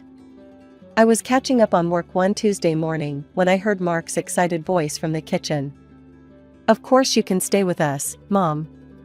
We have plenty of room. You and Dad can take the master bedroom. We'll move downstairs to the guest room. My stomach dropped. I rushed to the kitchen just in time to hear his mother saying something about sewage repairs and water being cut off at their house. Mark, I whispered urgently, tugging at his sleeve. Can we talk about this first? He covered the phone with his hand. Mom and Dad need a place to stay while their plumbing gets fixed. What's there to talk about? That evening, we had our first real fight in months. You promised me, Mark. You promised we'd discuss these things together. What do you want me to do, Jen? He snapped. They're my parents. I can't leave them without running water. Stop being so selfish. The next morning, my in-laws arrived with enough luggage to survive an apocalypse. Within hours, my mother-in-law, Linda, had rearranged my kitchen cabinets, criticized my choice of cleaning products, and commented on the layer of dust on the windowsills. Jennifer, dear, she called from the living room, where she was directing her husband Bob about furniture placement. When you're done with whatever it is you do on that computer, we'll need dinner. Something substantial, not those silly salads you make. I gritted my teeth. Linda, I'm actually working right now. I have a deadline. Working? She laughed, looking at Bob. Sitting at home all day isn't work. Now, about dinner. Days blurred together. I'd try to write emails while Linda stood over my shoulder, commenting on my posture. I'd be editing manuscripts while she demanded I do the laundry properly. Apparently, I'd been folding sheets wrong my entire adult life. Mark, I pleaded one evening, I need help. I can't keep up with everything. You're right, he said, and for a moment, I felt relief. I should take some time off work. I smiled, grateful, until he added, Dad and I are thinking about a fishing trip. Get some real father-son bonding time. A fishing trip? I couldn't believe my ears. That's not what I meant. But he was already packing his gear, excited as a kid at Christmas. The next morning, he and Bob left for their bonding experience, leaving me alone with Linda. Well, she said, hands on her hips as the door closed behind them. Since you're not busy with that little computer job of yours, we can finally get this house properly organized. I looked at my laptop, where 3 urgent emails from my boss sat unanswered, then at Linda's determined face.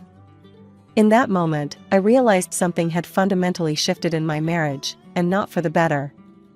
Just when I thought things couldn't get worse, only a day after Mark and his father left for their fishing trip, the doorbell rang. I opened it to find Sarah standing there with Tommy and Lisa, surrounded by even more luggage than last time. Surprise! She pushed past me, kids in tow. The children have been crying for their grandparents. We couldn't stay away. I stood in the doorway, my mind refusing to process what was happening. Linda appeared behind me, squealing with delight. My babies! She hugged the children. Sarah, darling, you're just in time. Jennifer was about to start dinner. I wasn't about to start dinner. I was about to join a critical video call with my publishing team. But nobody cared about that. Actually, I have an important work meeting. Always with the excuses, Sarah rolled her eyes. Mom told me you just sit at that computer all day pretending to work. The next few days were absolute torture. While Mark and Bob were off enjoying their fishing trip, I was trapped in a house of chaos. The kids ran wild through every room, leaving destruction in their wake. Sarah spent her days video calling friends, complaining about my cooking. Linda criticized everything I did. Nobody lifted a finger to help, but they all had opinions about how I wasn't doing enough. When Mark and his father finally returned from their fishing trip 5 days later, I was ready for a serious conversation. I'd rehearsed it in my head, firm but fair, explaining how impossible the situation had become. But before I could get a word in, Mark burst through the door, beaming with joy. "Isn't this amazing?" He spread his arms wide, taking in the chaos of our once peaceful home. "The whole family together. We should do this more often." I felt the room spin. "More often?" "Yeah, Dad and I were talking while fishing, and you know what would be great? If we all lived together for a while. Like a real family." The children ran past us, tracking mud across the floor I'd just cleaned. Sarah yelled from upstairs about needing fresh towels. Linda appeared to remind me it was almost dinner time. "Mark," I managed to choke out, "can we talk privately?" "Later, honey," he waved me off. Dad's showing everyone the pictures from our trip. That night, I lay awake in our cramped guest room, listening to the chaos above. Our bedroom, now occupied by his parents, creaked with every movement. Sarah's kids were still running around despite the late hour. Someone was using the microwave. Again. My phone buzzed with another email from my boss, second missed deadline this week. "We need to talk." My life had become a nightmare. I was surrounded by strangers who treated me like their personal maid, children who destroyed everything they touched, and a husband who couldn't, or wouldn't, see what was happening. The next morning, I woke up early, determined to get some work done before everyone else got up. I'd started barricading myself in the home office, my last sanctuary in this chaos. But when I opened the door, my heart sank. Sarah was sitting at my desk, my laptop open in front of her, while Tommy and Lisa sprawled on the floor surrounded by construction paper, glue, and what looked like half the garden's worth of dirt. "Oh good, you're up." Sarah didn't even look at me. "The kids have a school project due tomorrow. We're using your laptop for research." "That's my work laptop," I said, trying to keep my voice steady. "I have deadlines." "Don't be so selfish," Sarah cut me off. "This is for their education. You can do your little typing job later." I found Mark in the kitchen, grabbing his briefcase for work. "Mark, they've taken over my office. They're using my laptop. I can't work." "Not now, Jen," he rushed past me, checking his watch. "I'm late for a meeting. Just share the laptop, okay? It's for the kids' school." Feeling dizzy, I headed to the bathroom. Maybe a shower would help me think clearly. But when I opened the bathroom door, I nearly vomited. The toilet was overflowing with mud and dirt. Footprints tracked through the mess across the tile floor. Handprints decorated the walls. "Oh yeah," Lisa's voice piped up behind me. "We needed somewhere to mix the dirt for our project. Tommy said the toilet would be good, 'cause it has water already." I stood there, staring at the destruction. Somewhere in the house, I could hear Linda complaining about lunch plans. Sarah was yelling at the kids to get more supplies for their project. The toilet gurgled ominously. Something inside me snapped. Without saying a word, I cleaned up the bathroom. Every swipe of the mop, every scrub of the walls felt like another nail in the coffin of my marriage. When I finished, I went to our bedroom, the guest room now, and looked around at what my life had become. The next morning, I waited until Mark left for work. I listened to his car pull out of the driveway, counted to 60, then moved with quiet efficiency. I packed a small bag, some clothes, toiletries, my phone charger. The only thing I really needed was my laptop, which I managed to recover from the office while Sarah was in the kitchen complaining about the breakfast I hadn't made. Nobody noticed when I slipped out the front door. Nobody called out to ask where I was going. The hotel I checked into wasn't fancy, but it had 3 things my house no longer offered: silence, privacy, and peace. For the first time in weeks, I could hear myself think. I took the longest shower of my life, ordered room service, and actually managed to get some work done. I kept expecting my phone to explode with messages. Surely Mark would notice I was gone. Surely he'd be worried. Surely someone would wonder where the person who did all the cooking and cleaning had disappeared to. But as the hours ticked by, my phone remained silent. No missed calls. No frantic text messages. No concern at all for where I'd gone or why. After 3 days of silence, I decided to go home. Not because I missed them, but because I needed answers. As I approached our front door, I heard music and laughter spilling out into the street. What I walked into felt like a punch to the gut. A full-blown party was in progress. Streamers hung from the ceiling, plates of food covered every surface, and dozens of unfamiliar faces filled our living room. Nobody noticed me slip inside. Through the crowd, I spotted Mark dancing with Sarah in the middle of the room, both of them laughing.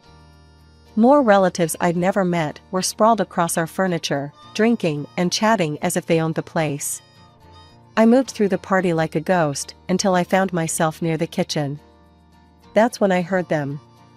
And the best part is, my mother-in-law was saying to a woman I didn't recognize, "We didn't have to spend a dime on hotels or restaurants. No repairs needed at our house at all, we just needed a change of scenery." The woman chuckled. "Clever. And you got a free housewife out of the deal too." "Yes, that Jennifer," Linda's voice dripped with contempt. "Though she's not much of a housewife. Always complaining about her work. Can you believe she actually ran away 3 days ago? Not that anyone misses her cooking." They burst into laughter. I stood frozen, their words hitting me like physical blows. It had all been a lie. The broken sewage system, the urgent repairs, all of it fabricated so they could have a free vacation at my expense. Something inside me snapped. I pushed through the crowd until I found Mark, still dancing and drinking without a care in the world. "We need to talk," I grabbed his arm. "Now." He followed me to the hallway, looking annoyed at being pulled away from his fun. "Your mother just told everyone there were never any repairs needed at their house," I said, my voice shaking. "They just wanted a free place to stay. Did you know about this?" He shrugged, and in that casual gesture, I saw our entire marriage crumble. "So what if I did?" "Their family, they needed a break." "A break? I'm the one who cooked for them, cleaned for them, while they insulted me and took over my home. And you knew it was all a lie?" "Oh, stop being so dramatic," he sneered. "You don't understand because you're an orphan." The word orphan hit me like a slap. Images flashed through my mind: the car accident that took my parents when I was 5, my grandmother raising me alone, her empty seat at our wedding. "That's right," he continued, his voice cruel. "You're just a lonely loser who doesn't understand what it means to have a real, close-knit family. Maybe if you had one, you wouldn't be such a selfish bitch." Tears burned in my eyes, but I refused to let them fall. Without a word, I walked to our former bedroom and gathered what remained of my belongings. Behind me, the party continued as if nothing had happened. No one tried to stop me. Not even Mark. I'd barely settled into my hotel room and started apartment hunting online when my phone rang. Seeing the landlord's number flash across my screen made my stomach clench. "Jennifer," Mr. Peterson's voice was tight with tension. "I've been receiving numerous complaints from the neighbors about your property." "My former property," I corrected him. "I don't live there anymore. The lease was transferred to Mark Thompson, my husband, remember?" There was a heavy pause on the line. "Yes, well. The neighbors are reporting loud parties, excessive noise at all hours, children running wild in the common areas, and multiple unauthorized residents." "That sounds terrible," I said, keeping my voice neutral. "But as I said, it's not my responsibility anymore." Mr. Peterson sighed deeply. I want you to know that I'll be forced to take the harshest measures allowed under the lease agreement. I'm only calling you as a courtesy because you were such a good tenant for so long. I appreciate the heads up, I replied, but you'll need to discuss this with Mark. After hanging up, I felt a weight lift from my shoulders. I didn't bother warning Mark about the call. Let him deal with the consequences of his choices for once. I found a lovely one-bedroom apartment in a quiet building across town. The landlady was a retired teacher who lived downstairs and appreciated that I worked from home. It's good to have someone around during the day, she said. For the first time in weeks, I slept through the night without being awakened by midnight snacks or early morning chaos. Then, 2 weeks into my peaceful new life, Mark called. "Jen, we're in serious trouble," he blurted before I could speak. "Peterson showed up today with a stack of papers. He's demanding double rent for the month plus some ridiculous fine."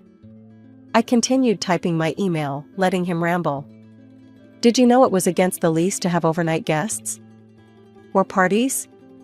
Why didn't you tell me?" "I did tell you," I replied calmly. "Multiple times. You didn't want to listen." "Well, I didn't read the whole thing when we transferred it," he admitted. "Look, can you talk to Peterson? He liked you. Maybe you can explain." "Explain what?" I cut him off. "That you moved your entire extended family into a rental property without permission? That you've been hosting parties and disturbing the neighbors? That you ignored every warning I gave you about the lease agreement? The neighbors called the police last night," he continued desperately. "Mom and Dad got fined for noise violations. Sarah's kids were running through the building at midnight and someone complained. We need your help, Jen.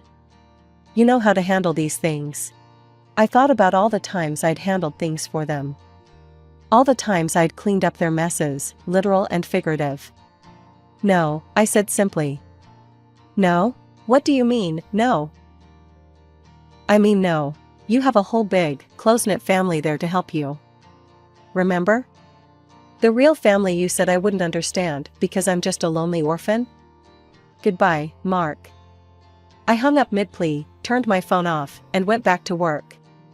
For the first time in months, I smiled. Sometimes karma doesn't need any help at all. The day after Mark's desperate call about the fines, my phone rang again. His name flashed on the screen, and I almost didn't answer. But something told me I should hear whatever he had to say. "They're gone," he said without preamble. "Mom, Dad, Sarah, the kids, they all left. Come home, Jen. We can go back to how things were." I almost laughed at the suggestion. Go back? As if the past months could be erased like crayon marks from a wall. "There's no going back, Mark. Please," his voice cracked. "Peterson's asking for so much money. Maybe we could split the costs? Half the fine and the double rent? I can't afford it on my own." This time I did laugh, a sharp, bitter sound that surprised even me. "Oh, now you want to split things fairly?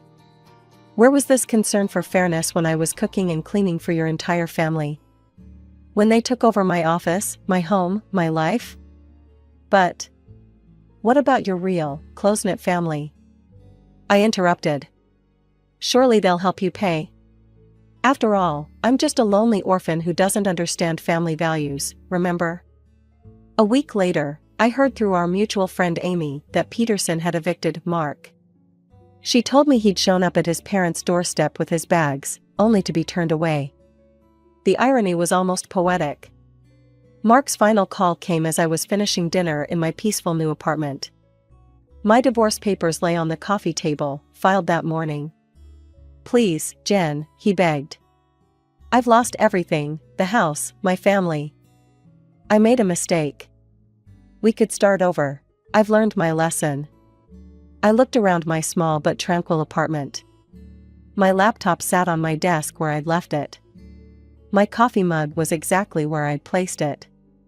No crayon on the walls, no mud on the floors, no chaos in the kitchen. "You're right about one thing, Mark," I said quietly. "You did lose everything. But you lost it yourself, one choice at a time." Every time you chose your family over our marriage. Every time you dismissed my feelings. Every time you watched them disrespect me and said nothing. I can change. I've already filed for divorce, I cut him off. And no, this isn't up for discussion. You showed me exactly who you are and what I mean to you. Consider it a gift, now I'll never waste another moment wondering. I hung up and blocked his number. Outside my window, the sun was setting, painting the sky in brilliant oranges and pinks. On my desk, a fresh manuscript waited for my attention. My phone remained blessedly silent. Sometimes, I think about what my grandmother would say if she could see me now. She always told me that family isn't about blood, it's about love, respect, and loyalty. She was right, of course. She usually was. I might be an orphan, as Mark so cruelly pointed out, but I finally understood something important. Being alone isn't the same as being lonely. And sometimes, the family you're born with or marry into isn't the family you deserve. Sometimes, you have to save yourself. And that's exactly what I did.